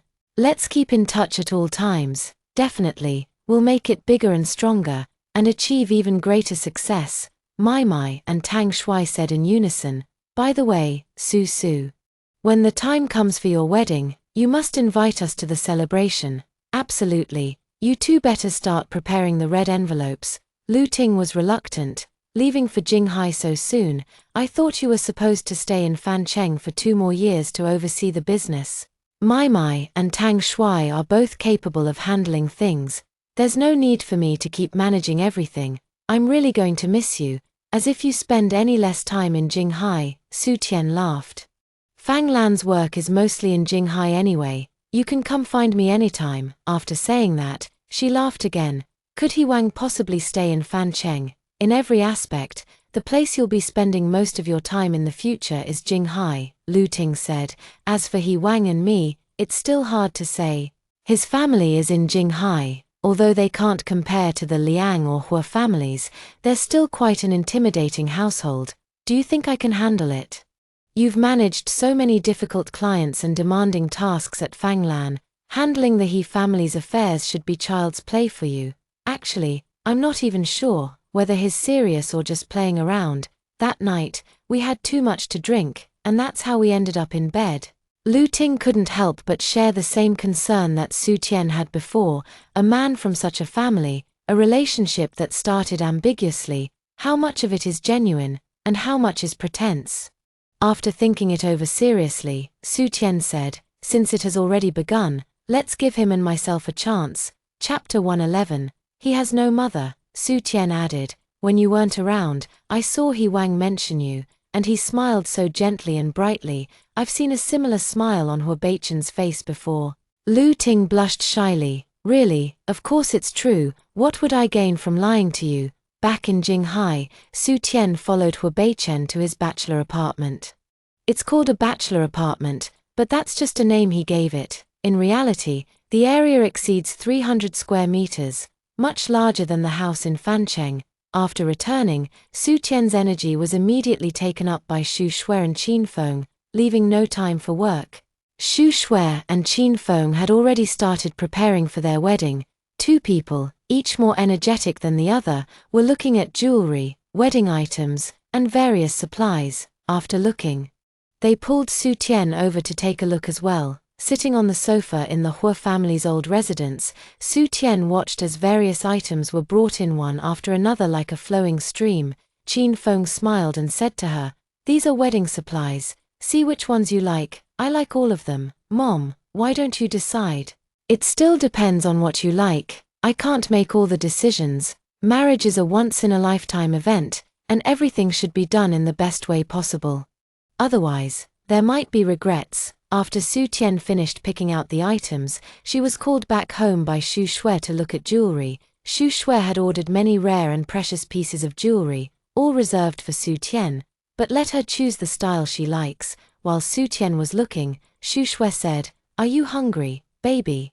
Should I make you some jujube paste cake?" "Mom, jujube paste cake isn't very easy to digest. I'll have something else." "Ah, it's not easy to digest. Then I won't make it anymore." But she was a bit at a loss. Aside from jujube paste cake, she didn't know how to make anything else. Liang Jinsheng, who had been sitting sternly and silent nearby, folded his newspaper and said, "I made some yogurt taro cake for our daughter in the kitchen. Go and bring it to her." Su Tian looked at him and said, "Thank you, Dad." Liang Jinsheng unfolded his newspaper again and continued reading the news. Where the newspaper was covering, the corner of his lips lifted slightly. Liang Jing came running down the stairs with a thud. "Auntie, what delicious food are you eating?" Su Tian smiled. "Yogurt taro cake. Come, let's eat together." Liang Jing sat down beside her. "Sure. Have you taken your medicine yet?" Xu Shui asked. "Take the medicine first, then have the pastries." "I already did. The butler just brought it to me." After finishing the pastries, Liang Jing was taken by the nanny to her extracurricular class. Su Tian asked, "Is Liang Jing feeling unwell?" "It's an old problem, something I was born with," Xu Shui said. "He usually seems quite healthy. Is this illness not a big deal?" Xu Shui smiled and said, "It's basically not a problem anymore. He just needs to keep taking medicine to regulate his health. In another 2 years, it won't be a big issue." When it came to family matters, Xu Shui wanted to tell her daughter everything. "You have no idea. When Liang Jing was first brought home, he was barely alive, completely lifeless. Later, we kept seeking medical help and medicine, underwent several surgeries, and even spent some time abroad, taking new drugs from research institutes. That's how he got to this state." Su Tian thought about how every time she had seen Liang Jing before, he was healthy and cheerful, laughing and talking. It was hard to imagine that he had gone through all of this. What about his mother? He doesn't have a mother. How is that possible? He was left at the doorstep back then, with medical records tucked in his swaddling clothes, along with a letter that said he was your eldest brother's son. Xu Shui took out the items from that time and said, "Look, I've kept everything all these years."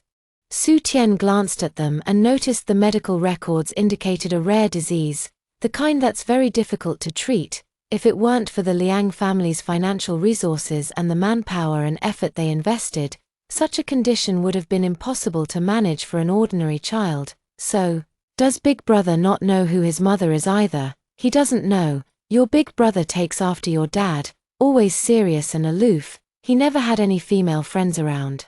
After the child came back, he also said he didn't know who the mother was. These past few years, your big brother has devoted all his time to Liang Jing's well-being. Fortunately, the child is doing fine now, and is very smart and sensible. The whole family adores him. Liang Jing is very well behaved. I liked him the first time I met him." Xu Shui asked with a smile, "Let's not talk about them anymore. Have you seen any jewelry styles you like? How about this one? Su Tian found it hard to decide. Xu Shui smiled and said, why not just get them all? You only get married once, so don't shortchange yourself. As she spoke, she had already made up her mind and went to call the jeweler. Mom, I can't wear that many. It's okay, just wear a different one every day. And you'll eventually wear them all. Mom loves seeing you look beautiful.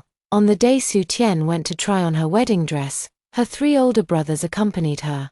Hubei Chen wasn't allowed to go. It is said that the custom on Liang's side is that the groom cannot see the bride in her wedding dress for the banquet before the wedding day. For the wedding photo shoot, the bride can wear a different style of wedding dress. Lu Ting accompanied Su Tian to try on the wedding dress for the banquet. He Wang also came along. Lu Ting confiscated his phone. You're not allowed to keep your phone. What if you take a picture of Hubei Chen? How could I? I wouldn't do anything you forbid me to do. Lu Ting didn't believe him. We'll return it to you after we're done trying it on. Hubei Chen had indeed considered asking He Wang to take a photo for him to see, but he heard from Xu Shui that according to the customs of the Liang family, seeing Su Tian in her wedding dress in advance might bring bad luck to the marriage, so he held back and wasn't the least bit curious. Liang Yunrui texted him. Su Tian looks absolutely stunning in her wedding dress. She's like the most beautiful and breathtaking little princess. Want to see? No, I don't. Fine. Don't look if you don't want to. It's not like I was planning to show you anyway. You just don't have the chance to feast your eyes. Hubei Chen turned his phone face down and focused on the documents. After reading one page, he found he couldn't concentrate. He picked up his phone and headed straight out the door. He drove to the wedding dress shop and sat in the car without going inside. By the time evening came, Su Tian and Lu Ting had come out. He Wang and the 3 Liang brothers followed behind. Hubei Chen strode quickly toward Su Tian. When he reached her, he immediately pulled her into his embrace, lowered his head, and kissed her. In front of so many people, Su Tian felt a bit embarrassed. He Wang cleared his throat lightly. Brother Chen, you're making me seem neither deep in affection nor loyal. Hubei Chen released Su Tian and looked provocatively at Liang Yunrui. What did it matter if Liang Yunrui could see the wedding dress? When it comes to closeness, isn't he the only one who can be this close to Su Tian? Everyone. I'll be heading home with Su Tian first, said Hubei Chen. Chapter 112. Better than a single dog. Liang Yunrui, we even made plans to have dinner together tonight. I'll treat you all to a meal another time. Hubei Chen helped Su Tian into the car. Liang Yunrui. He Wang said, forget it, Ting Ting, let's head back for now too. Liang Yunrui, think you're something special just because you have a girlfriend. Definitely a little more special than a single dog. Have you ordered the wedding dress yet? Hubei Chen asked. Already imagining how stunning and captivating Su Tian would look when she wore it. Yes, it's already ordered. Let me show you the photos. Before she could finish, she remembered she couldn't show him yet and quickly put them away. Hubei Chen swallowed nervously. Please remember, don't show me. I remember now, but isn't this a bit superstitious? Su Tian had never heard of such a custom before. Whether it's superstitious or not, I don't know, but I can't take any risk that might cause problems in our marriage. Su Tian laughed. Then I must hide my photos well these 2 days. I can imagine that on our wedding day, you will look even more beautiful and captivating than in our wedding photos, in the blink of an eye. The wedding day arrived. The union of the Hua and Liang families caused a sensation throughout Jinghai and even the entire country. On the wedding day, the Jinghai Grand Hotel and the surrounding shopping malls and restaurants were all fully booked. The luxury cars arranged by the Liang family were so numerous that they dazzled and overwhelmed the eye. The helicopter hovered in the air. The number of guests attending the banquet, along with their prestigious statuses, was enough to be awe-inspiring. Su Tian was applying makeup in the lounge, accompanied by Xu Shui, Lu Ting, and Mai Mai, gazing at her daughter in the wedding dress. Xu Shui felt both relieved and overjoyed, her eyes welling up with tears. Lu Ting secretly brought over 2 small cakes. Here, Su, have these to fill your stomach a bit. Su Tian had been changing into her wedding dress and getting her hair styled since early morning and hadn't eaten much by now. She took them and ate a few small bites. Outside the door, the groomsmen were already waiting. Today's groomsmen group can be considered the most extravagant in Jinghai. In addition to Liang Yunfeng, Liang Yunrui, and He Wang, there are also many young men from the two families' close social circles, forming a luxurious entourage. Lu Ting and Mai Mai are genuinely worried they won't be able to handle it. Should we open the door once we've received enough red envelopes? Lu Ting asked. Mai Mai nodded. Let's just start once we've received almost enough. The bride-napping began. Lu Ting and Mai Mai blocked the door, demanding red envelopes. Something was passed through the crack of the door. Lu Ting picked it up and saw that the red envelope didn't seem to contain money. She opened it.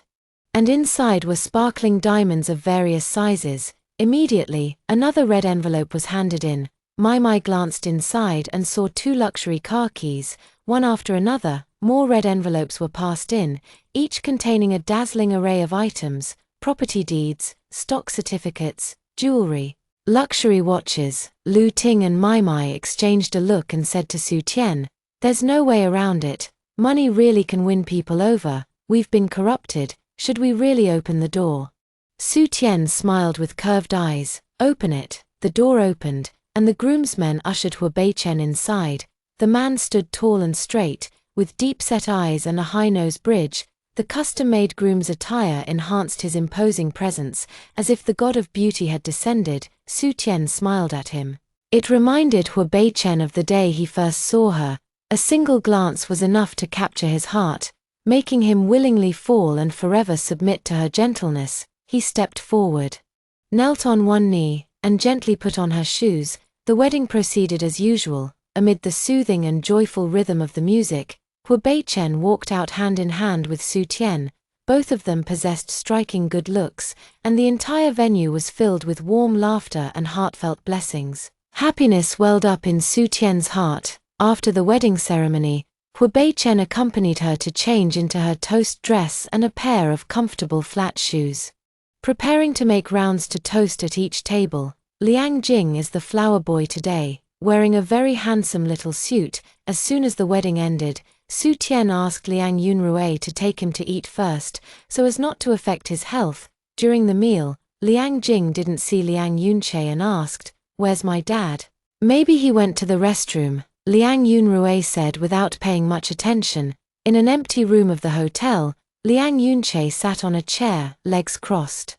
Exuding a presence that was impossible to ignore, opposite him stood Xu Liuhua, Su Yuro, and Chen Mengyao. "Speak. Why have you stopped talking?" Liang Yunche asked. Today, these 3 individuals infiltrated the wedding venue, and Liang Yunche had them restrained. After the wedding concluded, he personally came to handle the matter. Xu Liuhua really didn't dare to say anything anymore. Liang Yunche's imposing manner was too intimidating.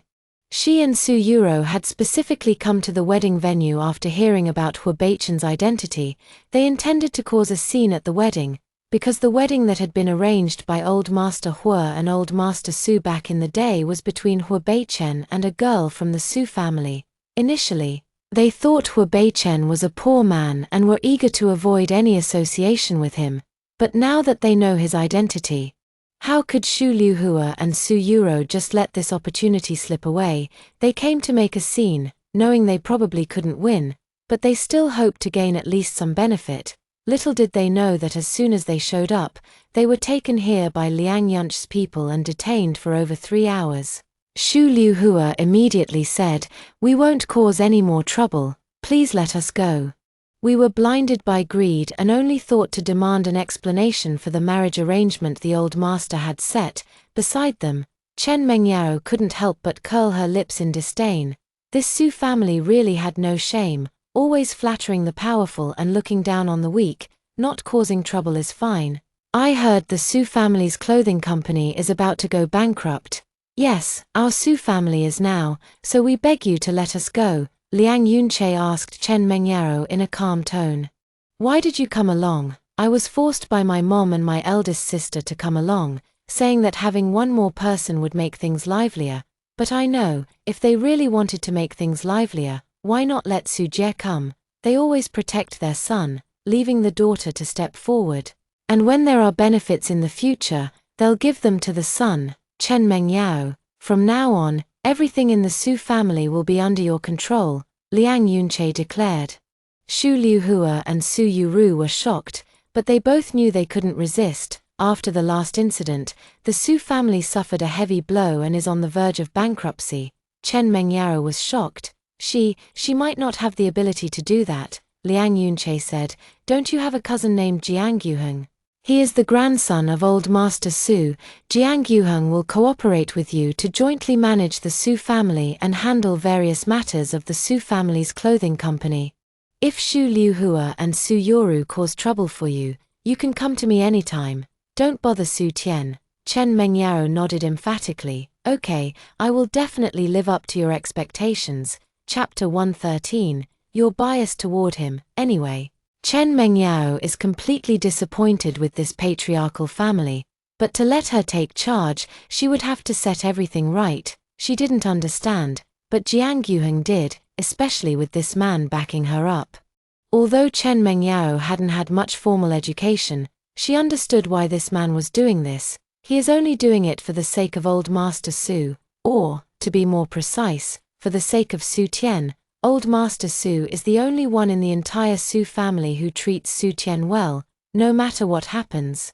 Su Tian would never stand by and watch the Su family's clothing company, which Old Master Su founded, fall into ruin. Liang Yunchen dotes on his sister, although he rarely shows it on the surface. He is deeply concerned about the Su family's affairs for her sake, among Old Master Su's many children and grandchildren. His daughter Su Yun is a sensible person, and Jiang Yuheng is also quite decent.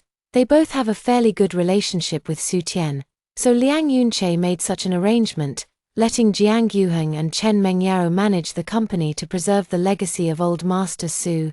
Chen Mengyao understood that everything she had now was thanks to Su Tian, so why be like Xu Liuhua and Su Yuru, who couldn't see things clearly and insisted on opposing Su Tian? Why not just do well for oneself and get along peacefully with Su Tian to reap the benefits? Remember what you said, if anyone bothers Su Tian, the Su family's company doesn't need to continue operating, just start the bankruptcy proceedings. Chen Mengyao vowed. Don't worry. I definitely won't bother Su Tian either. I will never appear in front of her again. Liang Yunche didn't bother to listen to her continue with this and walked out. Xu Liuhua and Su Yuro looked at each other, finally understanding the hidden meaning behind it all. If they don't cause trouble, there will be peaceful days ahead. If they continue to make trouble, the Su family's company will be gone for good. The choice is theirs to make. Su Tian and Hua Beichen raised their glasses to toast at Liang Yunrui's table. Liang Yunrui stood up and said, "If you're drinking with me, you can't use mineral water. Get a real bottle." Hua Beichen nodded. Naturally. He took a bottle of baijiu and poured a glass for Liang Yunrui. "Today, I refuse to believe I can't drink you under the table," Liang Yunrui said defiantly. Liang Yunche stood up. "All right, Beichen, just this one glass for the table." Liang Yunrui, "Big brother, you're favoring him. Tian Tian only has this one husband she likes. Who's going to compensate if he gets drunk?" Liang Yunche asked. "But she has plenty of brothers. If you're not afraid of getting drunk, you can drink more." Everyone couldn't help but laugh. Su Tian's face flushed slightly as she raised her glass to the eldest brother. "Big brother, I'll toast you." Liang Yunrui, also known as the punching bag, Hua Beichen, and Su Tian's married life was peaceful and happy. Su Tian's career was steadily progressing. Both families were very supportive of her career. Su Tian and Hua Beichen have agreed to wait 3 years, until their careers are completely stable, before having a child. Recently, Lu Ting introduced a job to Su Tian. It involves serving as a costume director and designer for a period drama. Su Tian gladly accepted. The female lead of this drama is Fang Lan, and Su Tian's collaboration with her can be considered a familiar task. Lu Ting is now Fang Lan's agent, and the resources at her disposal have clearly improved. Su Tian prepared the costumes for the main cast in advance. When the drama began filming, she occasionally had to visit the set to make some modifications or adjustments to the costumes based on the situation at hand. She came over today and brought a cake. "Please, everyone, have some," she said, placing the cake on the dressing table. Fang Lan couldn't help but say, "Susu, you're torturing me. You know I can't eat this. Lu Ting took 2 pieces. Fang Lan, don't worry about your diet, I'll eat for you. Su Tian smiled and said, next time I'll bring some salad. The kind without any vinaigrette. Just as they were talking, the male lead's assistant came over. Miss Su, our brother Ning wants you to go over and help him check his clothes. There's a button that's broken on today's outfit, and he'd like your help fixing it. Alright, let's go, Su Tian said. Entering Wei Ning's dressing room, Wei Ning smiled and invited her to sit down. Wei Ning is 176 centimeters tall, which isn't considered tall among male celebrities, but he has a great body proportion. He has a small, palm-sized face that is very photogenic, and he has gained a lot of popularity in the past 2 years. He looks great in ancient-style costumes. When Su Tian took his measurements for custom-made clothes, she knew he was a natural clothes hanger. Su, could you take a look at this button for me? No one else can fix it, I'll take care of it, Su Tian said. Wei Ning nodded. Thank you for your trouble. He instructed his assistant to buy milk tea, coffee, and fruit. This kind of button needs to be hand-braided and then sewn on. It takes a bit of effort. Wei Ning chatted idly with Su Tian. Su, why haven't I seen your little nephew coming to play with you lately? After coming a few times before, he kept insisting on coming. But he caught a cold these past couple of days, so his family won't let him come. He caught a cold. Is it serious? Wei Ning visibly tensed up. It's not serious, just need to rest a bit. He has a weak constitution. So he really needs to be careful. Yeah, but after such a long period of recuperation, he's almost fully recovered now, Su Tian said. Ning Ji, why do you like Liang Jing so much? Ever since Su Tian joined the crew, whenever Wei Ning saw her, the topic would always revolve around Liang Jing. He's a very likable child, and he just happens to fit my taste. Su Tian smiled. He is very well behaved, and I absolutely adore him. Sometimes I even think, how wonderful it would be if my future child were just like him. Su, you are so wonderful. Your child will surely be just as you imagine. His words were a bit too intimate, and Su Tian didn't respond further. After mending the button, she said, I'll go check on Fang Lan. Just then, the assistant returned with some purchases and handed them all to Su Tian. Miss Su, these are the things Brother Ning asked me to buy for you. We've troubled you these past few times. Su Tian couldn't refuse and had no choice but to accept them. She brought them back to Fang Lan's dressing room and shared them with everyone. Lu Ting quietly asked her, what's the deal with Wei Ning? I always feel like he's being a bit too good to you. I've noticed it too, to avoid rumors. I'll try to keep my distance from him from now on. Su Tian knew that in the entertainment industry, rumors were everywhere. Sometimes even baseless things could be blown out of proportion, causing great distress to those involved, not to mention when people actually get a bit too close. A while ago, because she needed to take his measurements, try on clothes, and make alterations, Su Tian did indeed spend quite a bit of time with him. However, at that time, Su Tian often brought Liang Jing along, so she didn't have much guard up against Wei Ning. It was only in the past couple of days that she gradually began to realize that Wei Ning was being too intimate with her. After saying this, Su Tian felt a bit unwell. Lu Ting, noticing her face was slightly pale, quickly supported her. Are you okay? Chapter 114, Pregnant. At the hospital, Hu Beichen arrived as soon as possible. Shortly after, the 3 Liang brothers, Liang Jinsheng, and Xu Shui also arrived. Hu Zhangye and Qin Feng were traveling abroad and had not yet been notified.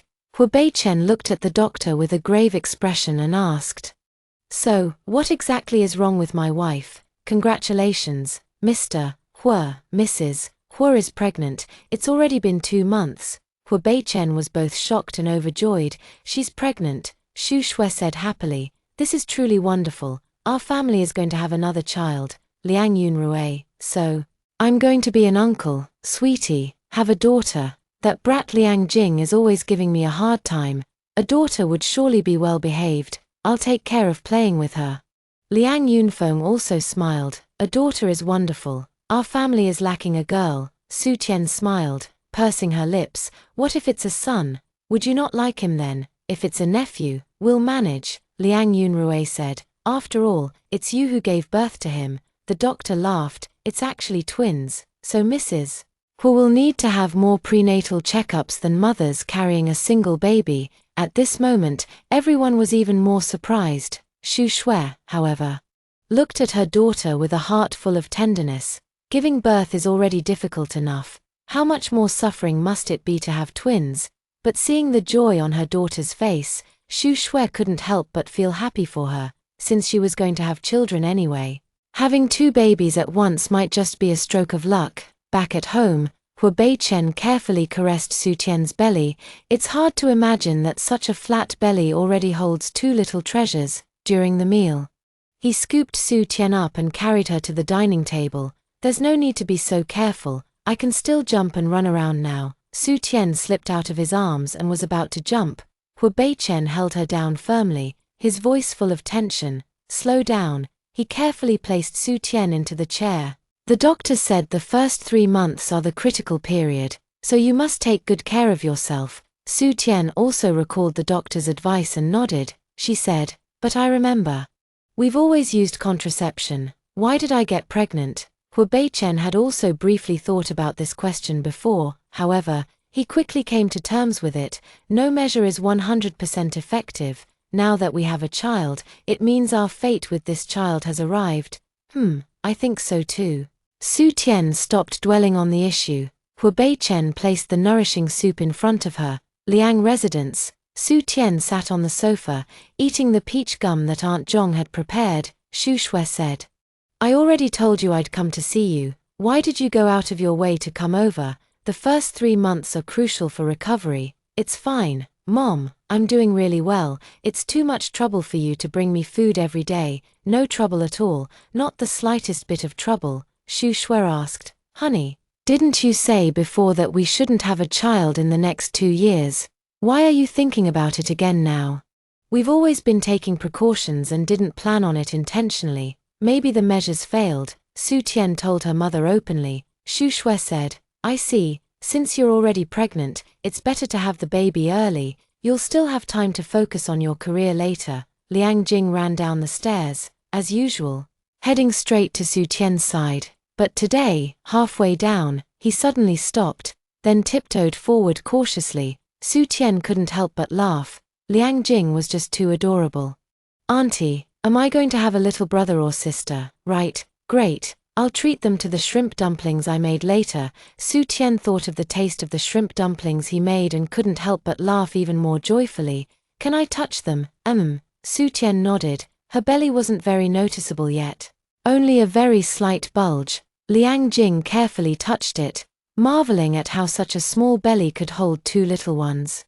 Su Tian noticed his look of amazement quickly turned to disappointment. She knew he must have been reminded that he had never met his mother. She smiled and said, "Shall we go play in the garden?" Xu Shui quickly said, "Be careful, baby." Night fell. Hu Beichen took out a storybook and, facing Su Tian's belly, began to tell a children's story in a magnetic and vivid voice. Su Tian couldn't help but laugh. Can they really understand it? Even if they can't understand, they can get familiar with my voice. Hu Beichen gently stroked her belly. They'll know their father has been with them since they were little. By the time they're born, they might be crying for their dad and not wanting their mom. Then you can take that time to rest more and recover sooner, Hu Beichen said with a heartache. Pregnancy and childbirth are already hard enough. When the time comes, leave the feeding and diaper changing to me. He leaned down to kiss Su Tian, his restless hand familiarly slipping under her nightgown. Su Tian pushed his hand away.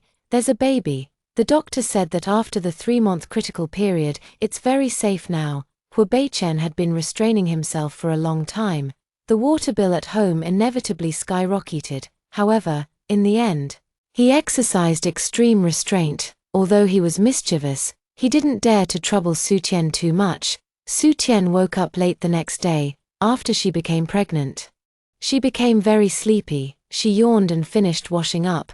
Noticing that the house was unusually quiet, she slowly descended from upstairs. The servant saw her and was about to speak. She softly shushed. The servant then remained silent and went to the kitchen to get some food. Su Tian saw Hu Beichen with his back to her, concentrating intently on something. As she approached, She realized he was fiddling with a doll, clumsily practicing how to change its diaper. Su Tian couldn't help but chuckle. Hu Beichen lost his focus for a moment, and the diaper went askew again. Have you been practicing this all along? I'm afraid if I wait until the last minute to practice, it'll be too late, although some say you'll figure it out when you actually have to change the baby. But doing a bit more preparation is always a good idea, isn't it? He helped Su Tian sit down. Are you feeling uncomfortable? He was afraid he had hurt her last night. No, Su Tian shook her head, her face flushed. Hu Beichen's throat tightened slightly. Since you're not feeling unwell, that means, you'd better not say what it means, Su Tian said. If you have so much energy to spare, you can go learn how to prepare formula and how to feed it. Her words reminded Hu Beichen, and he immediately stood up. Good idea. I'll go learn right away. Su Tian was smiling as he leaned over, his hands resting on her chair. So, what reward can my wife give me tonight? His hot breath brushed down, making Su Tian's face flush slightly with warmth. Let's learn it first before we talk about anything else. Once I've learned it, can I ask for any reward I want? Hu Beichen nuzzled her face with the tip of his nose, his tone ambiguous, his voice low and seductive. Chapter 115, What's my reward? Su Tian made an appointment with Lu Ting to go shopping at the mall. She is now very fascinated with baby products, although both sets of parents have bought quite a few and sent them to the house, filling the spacious home to the brim, but she really enjoys the process of personally selecting them. She made a list and shopped according to it. When buying clothes, Su Tian was a bit indecisive. Both the pink and blue ones are nice, but I still don't know their gender. Then buy both. Okay, anyway, any color is fine to wear. A shop assistant came over and asked, do you know the baby's gender? Su Tian shook her head, but she didn't really feel like shopping here anymore. Lu Ting whispered, does the Hu family have any preferences regarding the child's gender? Probably not, right? Su Tian remembered that Hu Beichen had said he didn't care whether they had a son or a daughter, but the environment she grew up in still made her a little uneasy. Lu Ting smiled. I think so too. Let's go check out that area over there. After they finished shopping, Hu Beichen came to pick up Su Tian. Lu Ting said enviously, you're so lucky, Su, having someone to pick you up and drop you off anytime. Got it. I'll assign He Wang less work from now on, Hu Beichen said. The two of them went together for a routine prenatal checkup. After the checkup, Hu Beichen took out a pen and carefully noted down what the doctor said. The other doctors and nurses all covered their mouths and laughed. Their biggest impression of Hu Beichen was that he was a doting husband, the man who took the best care of his wife and was the most obedient to the doctors in the entire hospital. After leaving the hospital, Hu Beichen took Su Tian to a hot pot restaurant. Su Tian tugged at his sleeve and said, the doctor said we need to watch our weight. The doctor also said to pay attention to nutrition. Most importantly, the doctor also said to maintain a good mood. Hu Beichen comforted her. Just eat a little less, and it'll be fine. He ordered a mildly spicy hot pot and cooked vegetables and meat for Su Tian. Cook the various meat slices for a few more minutes. Once they're fully cooked, there's no safety risk. Su Tian hadn't dared to eat hot pot for a while, and she ate until her lips were bright red. I'll take you to have dry pot, spicy hot pot, Mao Tsai, roast duck, roasted goose later. Listening to Hu Beichen's arrangements, Su Tian was drooling while eating. For the first 3 or 4 months, she was very careful about nutrition and hygiene, eating too blandly. The doctor said it's best to eat lightly in the last 2 months before giving birth, so I can take this time to satisfy my cravings. Hu Beichen served her some food. I'll just monitor your diet, husband. You're so good to me. You're my wife. If I'm not good to you, what if my wife leaves me? Su Tian smiled, pursing her lips. Have you thought about whether we'll have a son or a daughter? Of course, a daughter, Hu Beichen blurted out. A daughter would be like you. So good, adorable, and beautiful. What if both are daughters? That would be even better. Hu Beichen held her hand. I like daughters, but since it's my wife giving birth, even if it's a son, I suppose I could reluctantly accept it. Su Tian's worries were all put to rest. Hu Beichen added, but whether it's a son or a daughter, after this one, we won't have any more. Pregnancy and childbirth are too hard on you. I think it's not that bad, a sweet burden. But I see you're not sleeping well at night, and you're feeling very nauseous in the morning. It really pains me." We agreed. "After this one, we won't have any more children." "Okay." Su Tian nodded. "Okay. Heaven has been kind enough to bless us with twins, giving us 2 children at once. We are already very fortunate." Hu Beichen went to the Su family to visit the elderly Mr. Su. The old man is still not fully conscious, but he is being taken very good care of. Hu Beichen recorded a video for Su Tian. "Now you can rest assured, right, Su Tian nodded. "Once you've recovered from childbirth, you can come visit Grandpa." Hu Beichen was afraid she would worry and that it would be inconvenient for her with her big belly, so he made a special trip. Su Tian asked, "How is the Su family's company doing now, under Jiang Yuheng's management?" "It's actually doing quite well. That mother and daughter don't dare to cause any trouble either. The moment they showed signs of being pretentious, the daughter the Su family took back turned out to be even more pretentious and troublesome than them, completely suppressing them." Su Tian never would have imagined that the only way to keep that mother and daughter in check was to fight fire with fire, as long as her grandfather's company is secure. She no longer needs to worry and can feel she has lived up to her grandfather's years of care and upbringing. Hu Beichen asked with a smile, "I've helped with such a big matter. Is there any reward you by sleeping in the study tonight?" "Honey, no, the study is so great, quiet and peaceful. No need to worry about me frequently getting up at night disturbing you. No need to worry about me wanting to drink water from time to time. I am willing to endure it and would rather be woken up by you." In the blink of an eye, Su Tian was already over 7 months pregnant, with a very large belly. Hu Beichen was worried and often took time off work to stay at home with her. Su Tian wanted to go out for a stroll, so Lu Ting came to pick her up. After repeatedly assuring him that they would be careful, Hu Beichen finally felt at ease. After Su Tian left, he received an anonymous message. "Mr. Hu, I suppose you must be very interested in this information about Su Tian."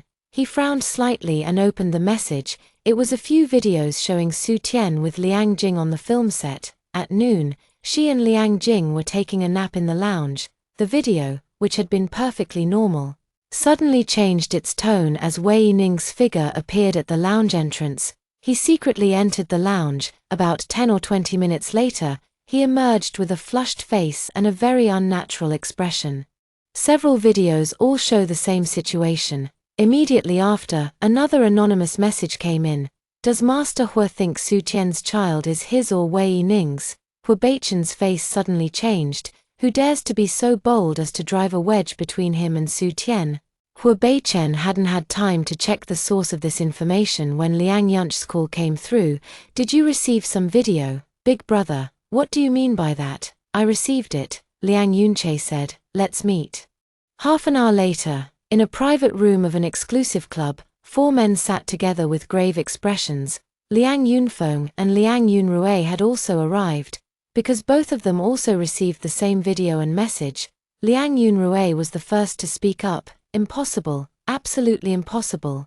How could Tian Tian do such a thing? It must be slander. Is the video fake?" But clearly, it wasn't. Liang Yunfeng, a tech expert, had already confirmed it. Liang Yunche spoke up.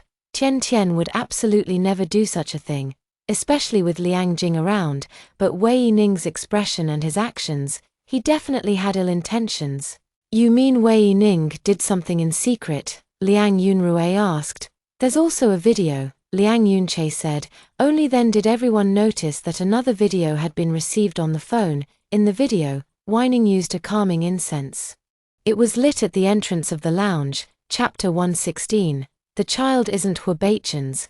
This is a highly effective yet harmless calming incense. It can help people sleep peacefully. So, when Wei Yining entered the lounge, Su Tian and Liang Jing were in a deep afternoon nap. Liang Yunche looked up and glanced at Hu Beichen. From his expression, Liang Yunche could also tell that Su Tian had never mentioned this matter, because she herself didn't know either. Hu Beichen's expression was stern. "It was my idea to prioritize the safety of the crew and not assign security personnel to follow her. It's my fault." For a moment, everyone fell silent. Adding to the received information, it explicitly mentioned that the child might be Weining's. which left everyone in an awkward silence. Who sent the message is not important at the moment. What matters now is whether it's really possible that the child in Su Tian's womb could be his. An unspoken silence. The atmosphere was tense. Liang Yunche spoke up. Beichen, you decide how to resolve this. We respect your opinion. I don't want Su Tian to know about this matter, to avoid adding to her mental burden. As for the child, I don't want to dwell on it too much. No matter what, since Su Tian gave birth to the child, it is undoubtedly my child. No need to look into anything. Just let Su Tian safely give birth to the child. I, Hu Beichen, can afford to raise 2 children, after the child is born. I won't have any more children. This will be the only child Su Tian and I will have, Liang Yunche said. Then let me be blunt, since you've made this decision, if anything goes wrong in the future, or if you have regrets, you can't blame Su Tian for any of it. This matter has nothing to do with Su Tian. So of course I wouldn't blame her. Now that Su Tian is about to give birth soon, I hope everyone will keep their mouths shut and know what should and shouldn't be said. Liang Yunche nodded. Alright, then you stay with Su Tian. I'll handle the complications that follow this matter, Hu Beichen said. Neither Wei Ning nor the mastermind behind the video will be let off. That goes without saying. Also, since this involves Wei Ning, even the slightest rumor could cause a stir. I don't want any more people to know about this matter. Hu Beichen's tone was very stern. The only person he cared about was Su Tian. He couldn't let her be affected in the slightest. In the evening, Su Tian returned from shopping. Seeing Hu Beichen organizing the baby's clothes, the servant smiled and said, "Madam, you're finally back, Mr. Hu personally washed and dried all the baby's clothes, and now he's tidying them up. He didn't let any of us help." Su Tian stepped forward and wrapped her arms around his waist. "Honey, are you a little too anxious? Are you worried about me giving birth?" "Indeed, a little, thinking about the pain and risks of childbirth." Hu Beichen turned around and embraced her. Feeling her presence, he was unwilling to risk losing her in any way. This was true for having a child, and it was the same for everything else. "Don't worry too much. We're going to the best hospital and have booked the best obstetrician. Both the baby and I will be perfectly healthy. Don't leave me." Hu Beichen's voice was low. "No matter what happens, of course I won't." Su Tian eased his anxiety. "No matter what, I'll be by your side." "Me too." Liang Yunche quickly found out who posted the video. It was Wen Siki. She stood before Liang Yunche, feeling somewhat awkward but not particularly afraid. "Yes, I was the one who got the video from the paparazzi. Why shouldn't I send it to Hu Beichen? Should I have kept the truth from him? This video might not be real, right?" Liang Yunche said calmly. "I understand that you want to protect your sister, young Master Che, but to say the video isn't real. If you were really 100% sure about what Whining did, you wouldn't have sent it to us anonymously." When Siki's expression stiffened, and she immediately said, "Although I don't know exactly what he did inside, judging by his expression when he came and went, how could I not know? Even if you and I don't think he did anything, what do you think others who see the video will think?" Liang Yunche's face turned cold. "I don't care what you say. If tomorrow I see the video from another source, Wen Siki, you're finished." Upon hearing this warning, Wen Siki knew the video could not be spread. She cannot afford the wrath of the Liang and Hu families. "Keep your mouth shut. Here's a ticket to Africa. You won't need to come back ever again." Che Xiao, Wen Siki was shocked. "Is this also Hu Beichen's intention? What do you think?" She looked utterly dejected. Liang Yunche protecting Su Tian was one thing, but for such a major incident, Hu Beichen still chose to shield Su Tian, sending her directly to Africa and making her accept never returning to the country. How could she possibly bear it? "It was Whining who did it. I just got the video," Liang Yunche said calmly. "That's precisely why you can still get this ticket to Africa." Wen Siki's pupils dilated, understanding the implication behind his words. If she were involved in this matter, she might not even know how she died. Wei Ning had just finished an event and was dragged into a car as soon as he reached the backstage. He was taken directly to an abandoned auto repair shop in the suburbs. Liang Yunche sat in the car, his voice calm. "Just kill him outright." He showed no mercy toward Wei Ning. Wei Ning cried for help. But unfortunately, In this desolate wilderness, there was no one else around. Liang Yunche pressed a button in the car and played a Chopin piano piece. The idle noises outside did not register in his ears, until the car window was knocked on. Liang Yunche impatiently rolled down the window. Master Che, we found quite a few items related to young Master Jing on Wei Ning. We didn't dare to make a decision on our own. Liang Yunche took the items and saw a photo of Liang Jing and some small trinkets. What is Wei Ning trying to do, or does he know something about Liang Jing? Liang Yunche stepped out of the car and walked into the repair shop. Wei Ning lay on the ground, blood at the corner of his lips, his appearance strikingly handsome and captivating, truly worthy of being the male star who rose to fame overnight with his looks. Liang Yunche's voice was devoid of warmth, a chilling, low laugh that sent shivers down one's spine, without a hint of a smile. Wei Ning looked up and saw him, his pupils slightly contracting. Tell me, what are these for? Liang Yunche took out Liang Jing's belongings and asked. A trace of hesitation flickered in Wei Ning's eyes. But in the end, he remained silent. I gave you a chance, but you wouldn't talk. I can always find out anyway. I was going to make it quick for you, but since that's how it is, I'll let you take it slow. Liang Yunche turned to leave. Wei Ning spoke up. Why do you want to kill me?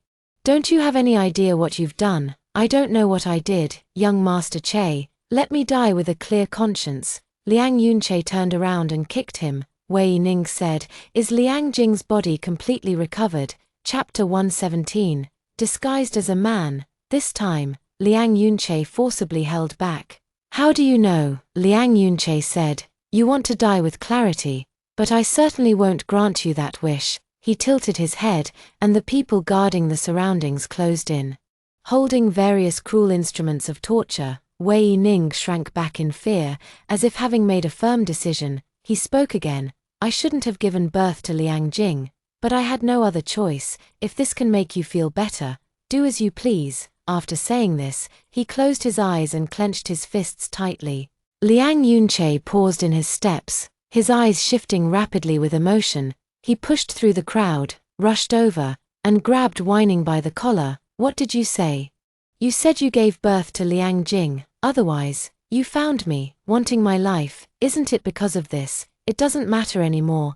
Go ahead and do it. Everyone, out. Liang Yunche said sternly. He reached out and tore open Wei Ning's clothes, revealing tightly bound bandages wrapped around her chest. So, she is a woman. You're saying Liang Jing is your child?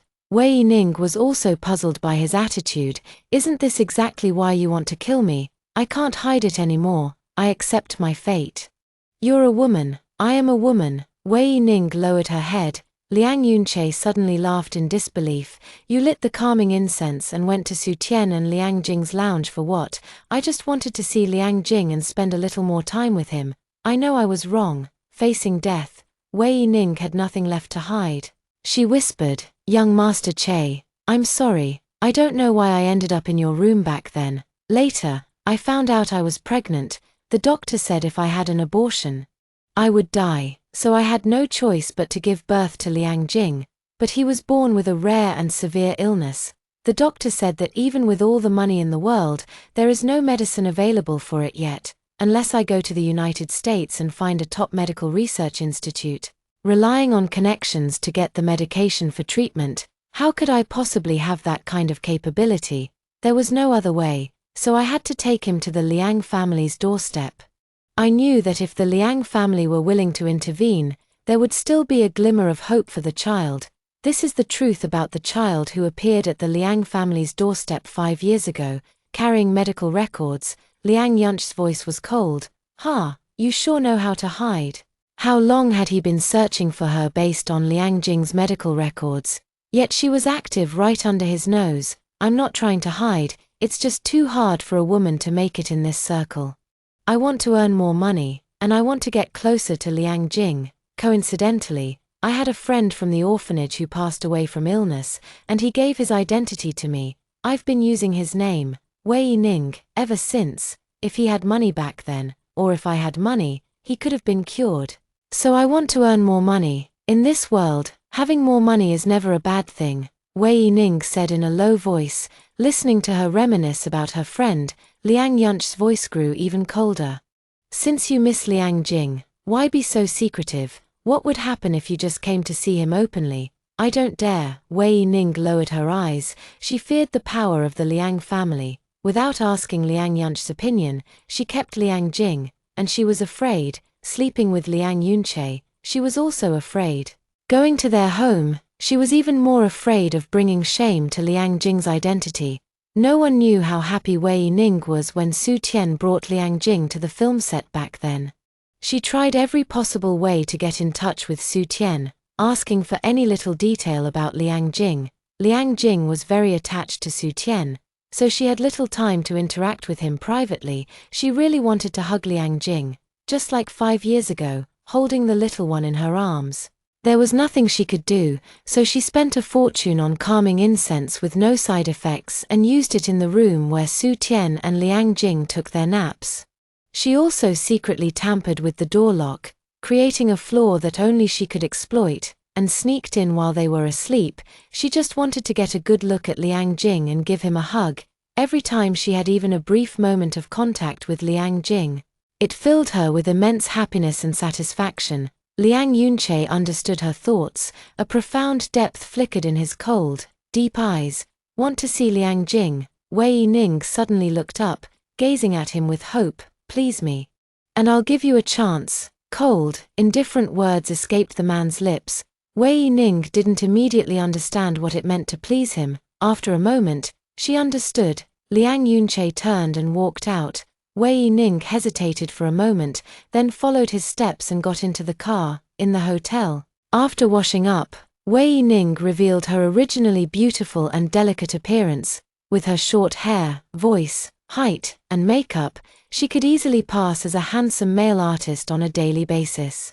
Only when truly barefaced does one reveal a stunning appearance. Liang Yunche sat on the sofa, his tie loose. Wei Ning bit her lip and walked over. Liang Yunche looked her up and down. Though seated, his demeanor was condescending. Che Xiao, if you're satisfied, will you really let me see Liang Jing and spend some time with him? Do you think I would go back on my word? Of course not. Che Xiao isn't that kind of person. Wei Ning hooked her arms around his neck and clumsily kissed his lips. His lips were cool and soft. She kissed him without any technique. Her clumsy and inexperienced kissing skills pleased Liang Yunche. He turned over and pinned the person beneath him. Wei Ning was awakened in the middle of the night by the sound of a WeChat notification. Her fingers had just touched her phone when she accidentally pressed a voice message from her agent. Wei Ning, where on earth are you? You missed tonight's interview, and the media is tearing you apart. Call me back as soon as you see this. The other person's voice was roaring. She was flustered and about to reply when Liang Yunche pressed her back down again. He said in a low, cold voice, I don't want to hear the name Wei Ning, but Shu Ruye. Liang Yuncheng swallowed her voice. Yes, her original name was Shu Ruye. Liang Yunche had found this out when investigating Liang Jing's background, but the trail went cold at this point. No one expected that she had been active while disguised as a man. Liang Yunche dislikes the name Whining. Liang Jing is playing over at Su Tian's place. The story I'm telling will definitely be loved by the younger siblings, he said, holding the storybook and telling the tale with great seriousness. Hu Beichen's exclusive task was taken away, and he was coldly watching Liang Jing. Su Tian said, you tell one, and let your uncle tell one. Hu Beichen's expression then cleared up. Su Tian received a call from Liang Yunche. Liang Jing. Okay, you come pick him up. After hanging up the phone, she said, Liang Jing, your dad is taking you out to have some fun and meet one of his friends. Okay. Then I'll come to see you again tomorrow. Auntie, Liang Jing is so well behaved. I hope your younger siblings will be as good as you in the future. Hu Beichen, I was also very well behaved when I was a child, the kind of kid other parents praised, and I never gave my parents any trouble. Then our baby will definitely be even more well behaved and will definitely look the most like daddy. And next, like brother Liang Jing. Su Tian laughed. Chapter 118. Twins. Hu Beichen was soothed. He said, but I still prefer the child to be as cute and beautiful as the mother, and it's okay if they're a bit mischievous. I'm not naughty at all. Su Tian protested. who told me that when you were a kid in the countryside, you chased chickens and dogs and almost broke your leg and cried. Su Tian touched her cheek. Did I? I don't remember. I love my little troublemaker. Hu Beichen nuzzled her cheek. Su Tian was about to say that Liang Jing was still there and not to corrupt the child, but Hu Beichen reached out to cover his eyes and secretly kissed Su Tian. Liang Yunche arrived. Big brother. Su Tian stood up. How have you been lately? Liang Yunche asked. Great, the prenatal checkups were done on schedule. And there were no issues with any of the tests. Liang Yunche nodded, noticing that her belly was already quite large. Is it very tiring with twins? Not too bad. Everyone takes good care of me, and I feel quite good about it myself, Liang Yunche said to Hu Beichen. I have something to discuss. Let's talk in the study. Okay. Hu Beichen was about to step forward when Su Tian's brows suddenly furrowed. She held her stomach. Hu Beichen quickly supported her. What's wrong? Are you feeling unwell? My stomach hurts so much. I'll call the hospital right away, Liang Yunche said. I'll make the call. You take care of Su Tian. Su Tian was already in so much pain that her lips had turned pale. Liang Yunche was also a bit anxious after finishing the phone call. What's going on? Hu Beichen didn't have time to explain it to him. Fortunately, since the hospital's green channel had been booked in advance, the emergency ambulance arrived within minutes. The obstetrician who had been scheduled also came along with the ambulance. Su Tian was in so much pain that she couldn't speak. After getting into the car, the doctor immediately said, she's about to give birth, a bit earlier than we expected. But twins are often like this, they tend to be premature. Don't worry. We'll handle it right away. Hu Beichen's heart ached as he tightly held Su Tian's hand. Fortunately, the doctor immediately administered pain relief for Su Tian. Her expression softened, and she smiled at him. Don't worry, it's nothing. Soon, Su Tian was admitted to the hospital and taken to the operating room. Hu Beichen stood at the door of the operating room, his expression grave. Both families rushed over and waited with him. No one dared to say anything, fearing it would add to Hu Beichen's anxiety. Liang Jing sat nearby, also feeling worried. Liang Yunche patted his head, signaling him not to worry. The operating room light went out. The doctor came out. Hu Beichen's voice trembled. Doctor, what's the situation? How is my wife? The mother and the twins, a boy and a girl, are all safe, however. The babies are a bit underweight and will need to be observed in the incubator for 2 days. Hu Beichen breathed a sigh of relief as he saw Su Tian being wheeled out. The expression on his face shifted from tension and anxiety to tenderness. He leaned down, took her hand, and said, You've worked hard, my dear. Su Tian, already aware that the baby was safe, felt both relieved and overjoyed. The family members then rushed forward, some to check on Su Tian, others to see the child. Liang Yunrui whispered to Liang Yunfeng, second brother, do you think there might be any issues with Weining's situation? As long as Hu Beichen's attitude is fine, there shouldn't be any problems. So, how is Weining's situation being resolved? I asked my big brother, but he hasn't said anything yet. Liang Yunche lowered his eyes, and upon hearing their conversation, a faint smile curled at the corner of his lips. He's not in a hurry at the moment. Wei Ning had originally arranged to meet Liang Jing with Liang Yunche today, but she never saw anyone show up. She was extremely anxious. I later vaguely heard from Fanglan that Su Tian had given birth, and both families were very busy. She guessed that Liang Yunche was probably at the hospital too. She had originally intended to go to the hospital, but after thinking about the paparazzi following her, she decided against it. She was also a bit absent-minded during the shoot. Fortunately, she managed to control her emotions and finished filming today's scenes. She was changing clothes in her dressing room. Usually, she didn't let her assistant help her change clothes to avoid unnecessary trouble. Hearing someone push the door open, she was startled. She had clearly locked it. Who? She covered her chest. Liang Yunche's figure appeared. Wei Ning let out a soft sigh of relief. Che Xiao, where is Liang Jing? He spent the day at the hospital visiting his younger siblings and got tired. So he went home to rest. Oh, when can I see him then? Next time. Liang Yunche stepped forward. Didn't I tell you not to use Wei Ning's identity? Che Xiao, the TV series is almost finished filming. and I don't want to withdraw at this time, causing the entire crew to suffer losses. I will try my best to choose to leave the entertainment industry after the work is completed. Try your best. Are you planning to take on other jobs? Not taking on other jobs, but while filming this drama. I signed some contracts that require me to participate in promotions and events. It's too much. The name Wei Ning should have been separated from you earlier, young Master Che. I don't even want to let you finish filming the drama. Wei Ning bit her lip. Young Master Che, please give me a little more time. Begging me, I beg you, show me your sincerity, let me see it. Wei Ning thought about last night, her back was almost broken. Isn't that sincere enough?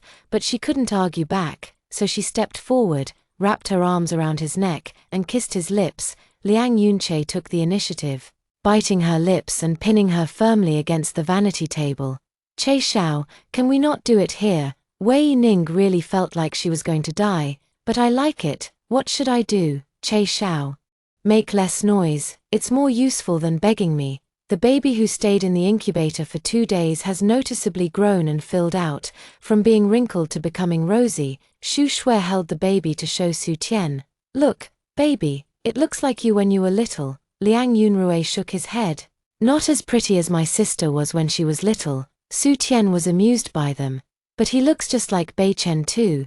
Yes, in the future, the boy will look like Bei Chen.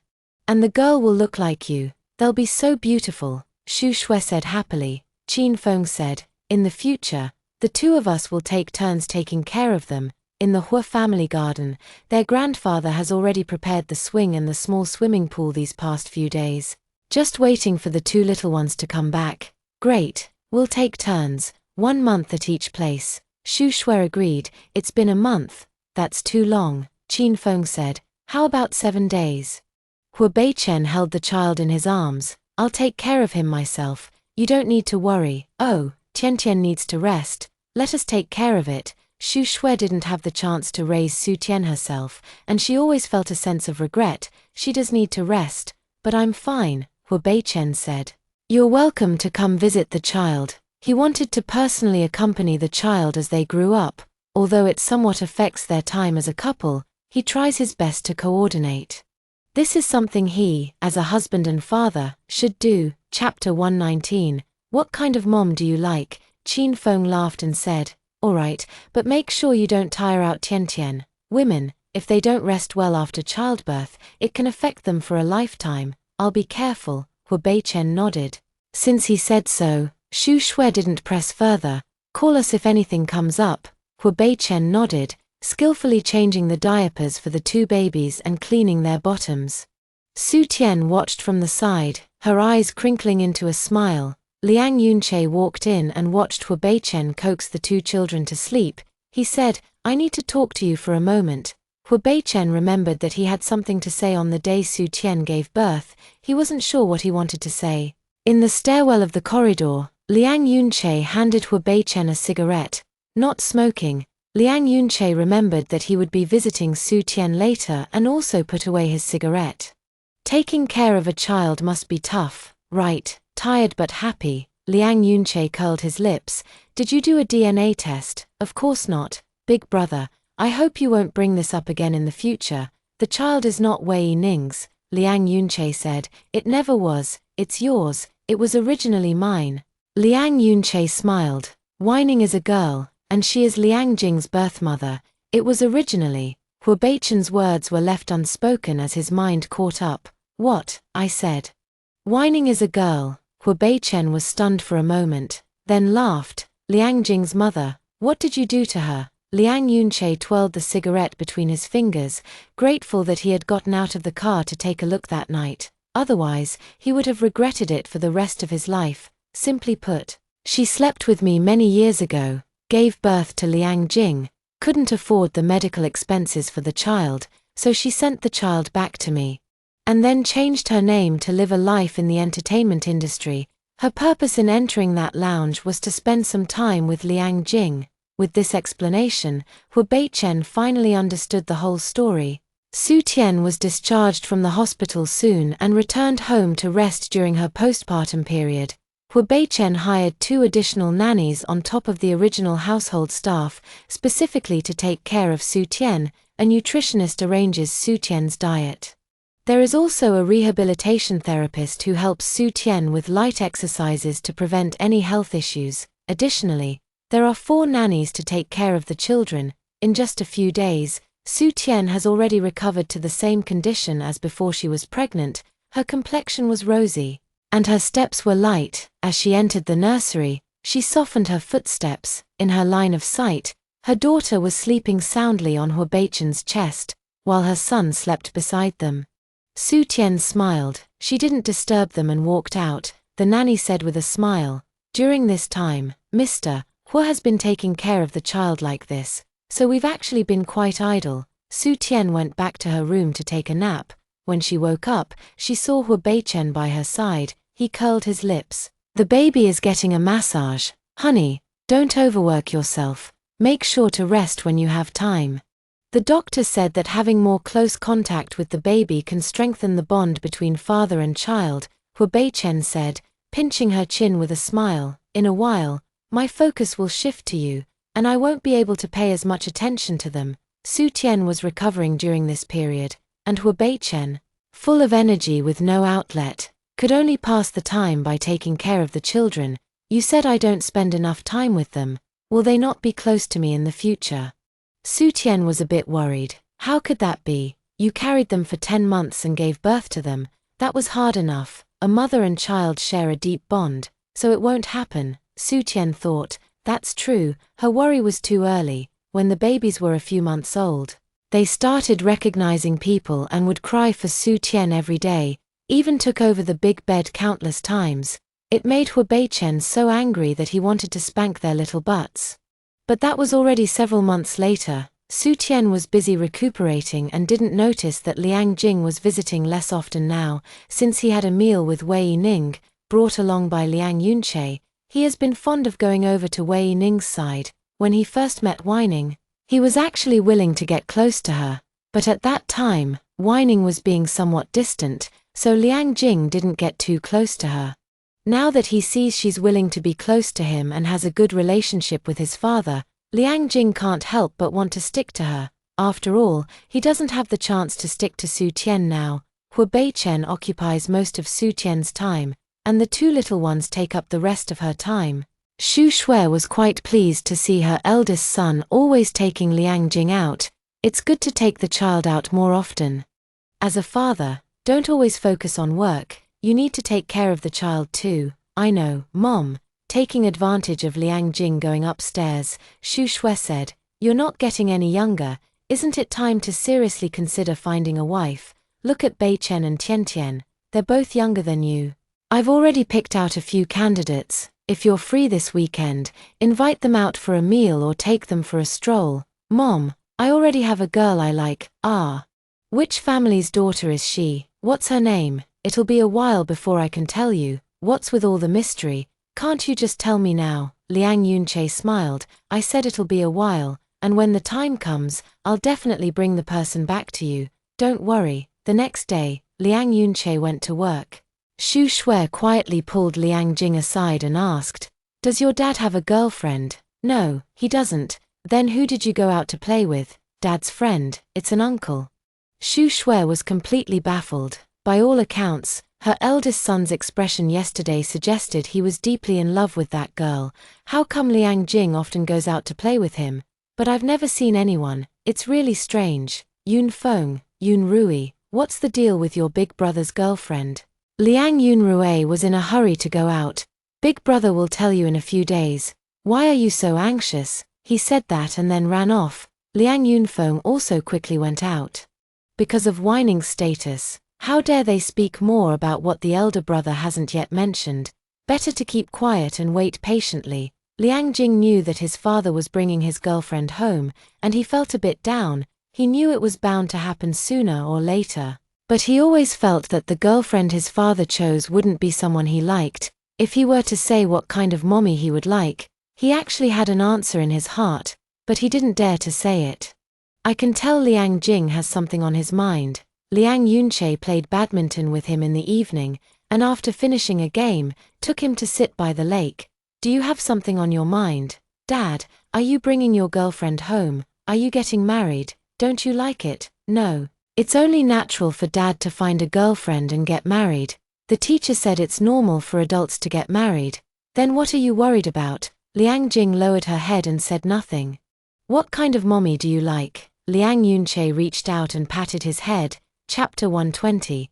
Can you reward me? If I had to choose, I like a mommy like my aunt. Also, I like… Liang Jing didn't continue. He asked, can a man and a man get married? Not in our country. Do you like men as your mommy? I like Uncle whining. But he can't. Liang Jing didn't continue, knowing it was an impossible possibility. Liang Yunche chuckled. Do you really like her? Really like her?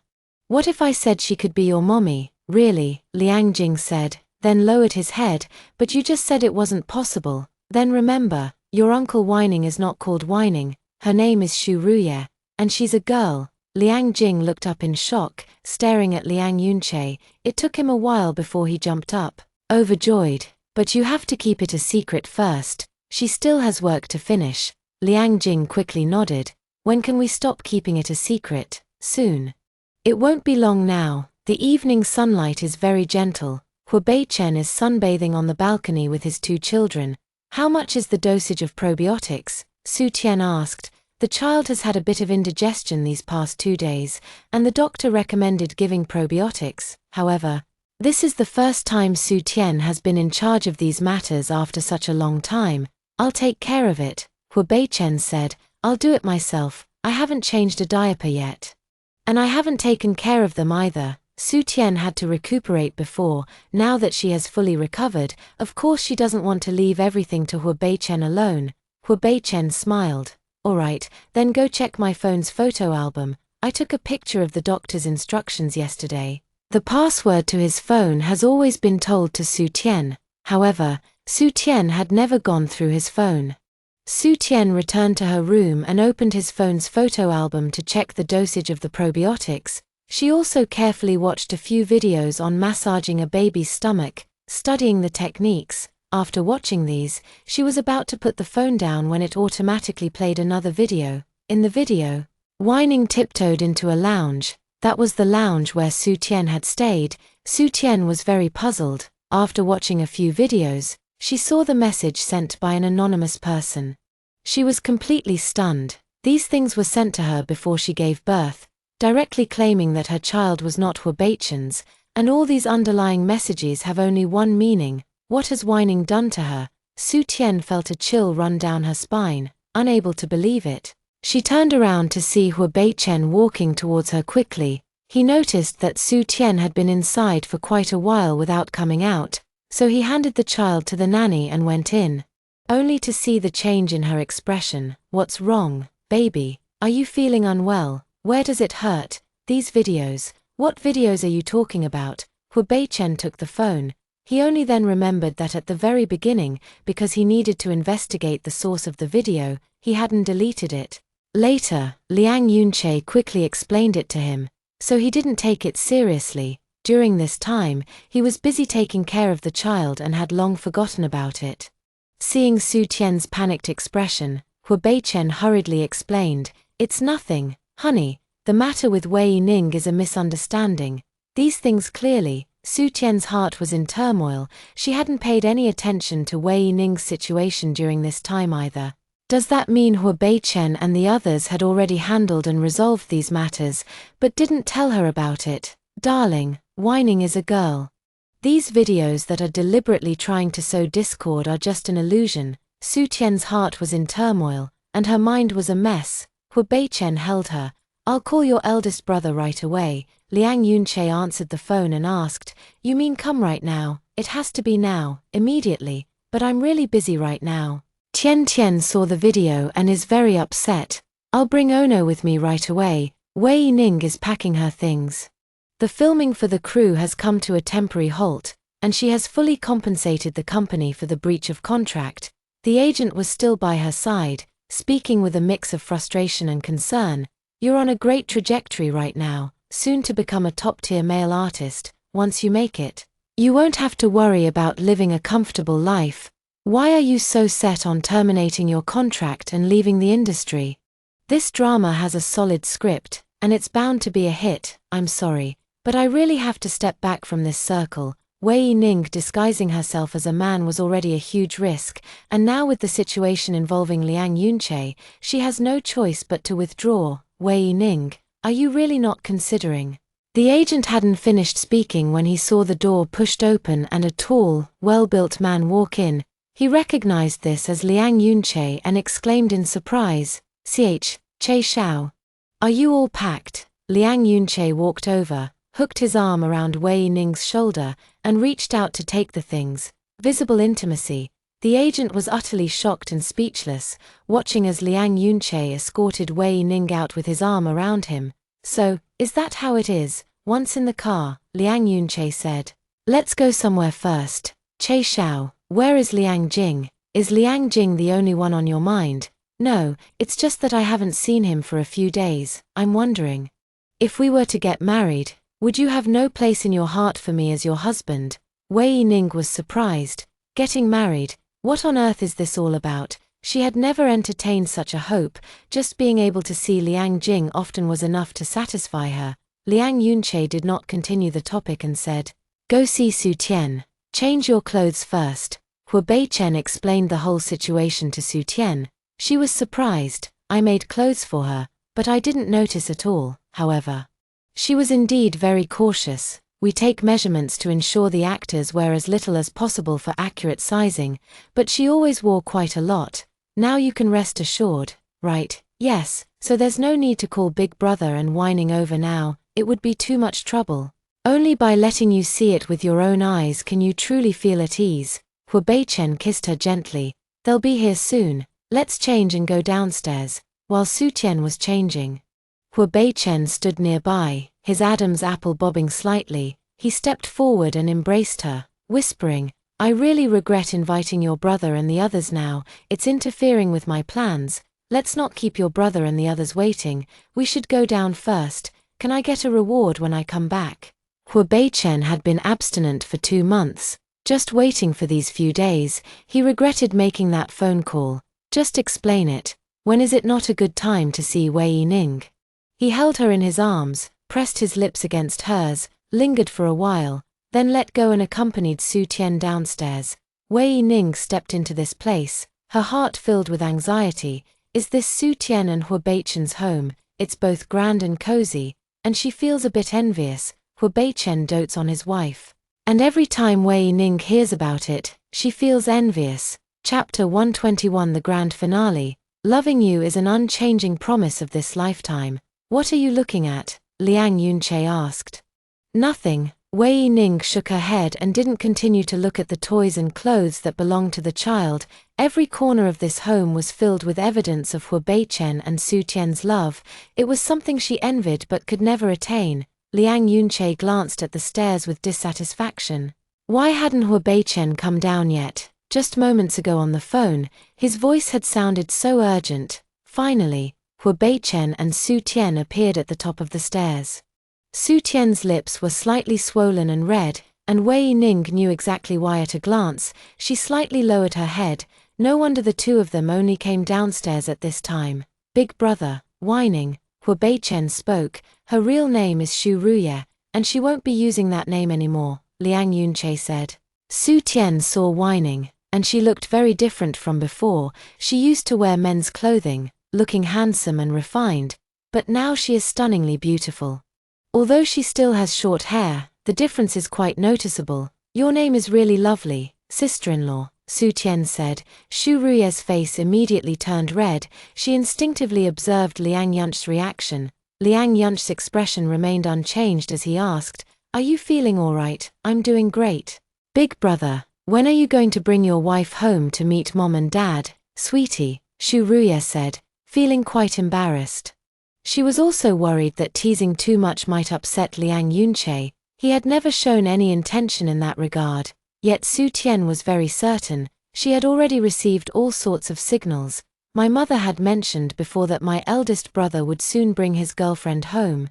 She didn't know Xu Ruye's identity back then. so she couldn't guess who the girl was, but just now, Hua Beichen told her quite a bit, so she figured it out, and she immediately made the right judgment. She only heard Liang Yunche say, "It'll be in the next few days, if you two have time these days, come back for a visit." Shu Ruye was shocked, his eyes slightly widened. What is Liang Yunche saying? Her fingers tightened slightly. Was he not lying to her? Once out the main gate, Shu Ruye's steps still felt a bit unsteady. Is it really time to meet Liang Yunche's parents? No. Is he really taking me to meet his parents? Will we really get married and live together with Liang Jing in the future? Liang Yunche noticed her footsteps had stopped and said, "What's on your mind that has you so lost in thought? Che Xiao, are you really taking me home? Otherwise, so you, Liang Jing can't be without a mother," Liang Yunche said, "and I'm missing a wife, or are you unwilling?" Shu Ruye's lips twitched. "I'm not unwilling. I'm just a little nervous. Su Tian will be coming home by then, and Liang Jing will be there too. There's no need to be too nervous." Hearing his words, Shu Ruye's expression relaxed. Su Tian is a very easygoing girl, and she has known her for quite a while. Liang Jing, of course, is no exception. As for the others, Che Xiao, Liang Jing knows that right now, he only knows you're a girl. As for the rest, you can explain it to him slowly in the future. Shu Ruye's eyes gradually reddened. The future meant what was to come. Her life, her future, could actually be connected with Liang Jing and Liang Yunche. Liang Yunche reached out to hold her fingers, slowly tightening his grip. Back upstairs, Su Tian was still immersed in the excitement of having just met Shu Ruye. Hua Beichen pulled her into his embrace, giving her a deep, long kiss that left her with no energy to say anything else. Before he could completely scatter her senses, Su Tian asked, "So, there was a time when you didn't know that Whining was a girl, that she was Shu Ruye, Did you ever suspect that the child wasn't yours? No.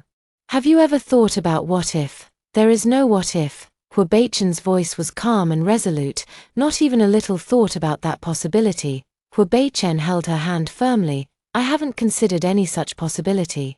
All I consider is that the child was carried by you with so much effort, and is our shared treasure. As long as you give birth, it is your child, and as long as it is your child, it is certainly my child. Honey, there is never any doubt or any exception in this matter. Only you and I, and our child, are always what I cherish." Hua Beichen kissed her, his voice a near whisper as he spoke. His voice carried warmth, soft yet powerful, as if he were uttering a solemn vow.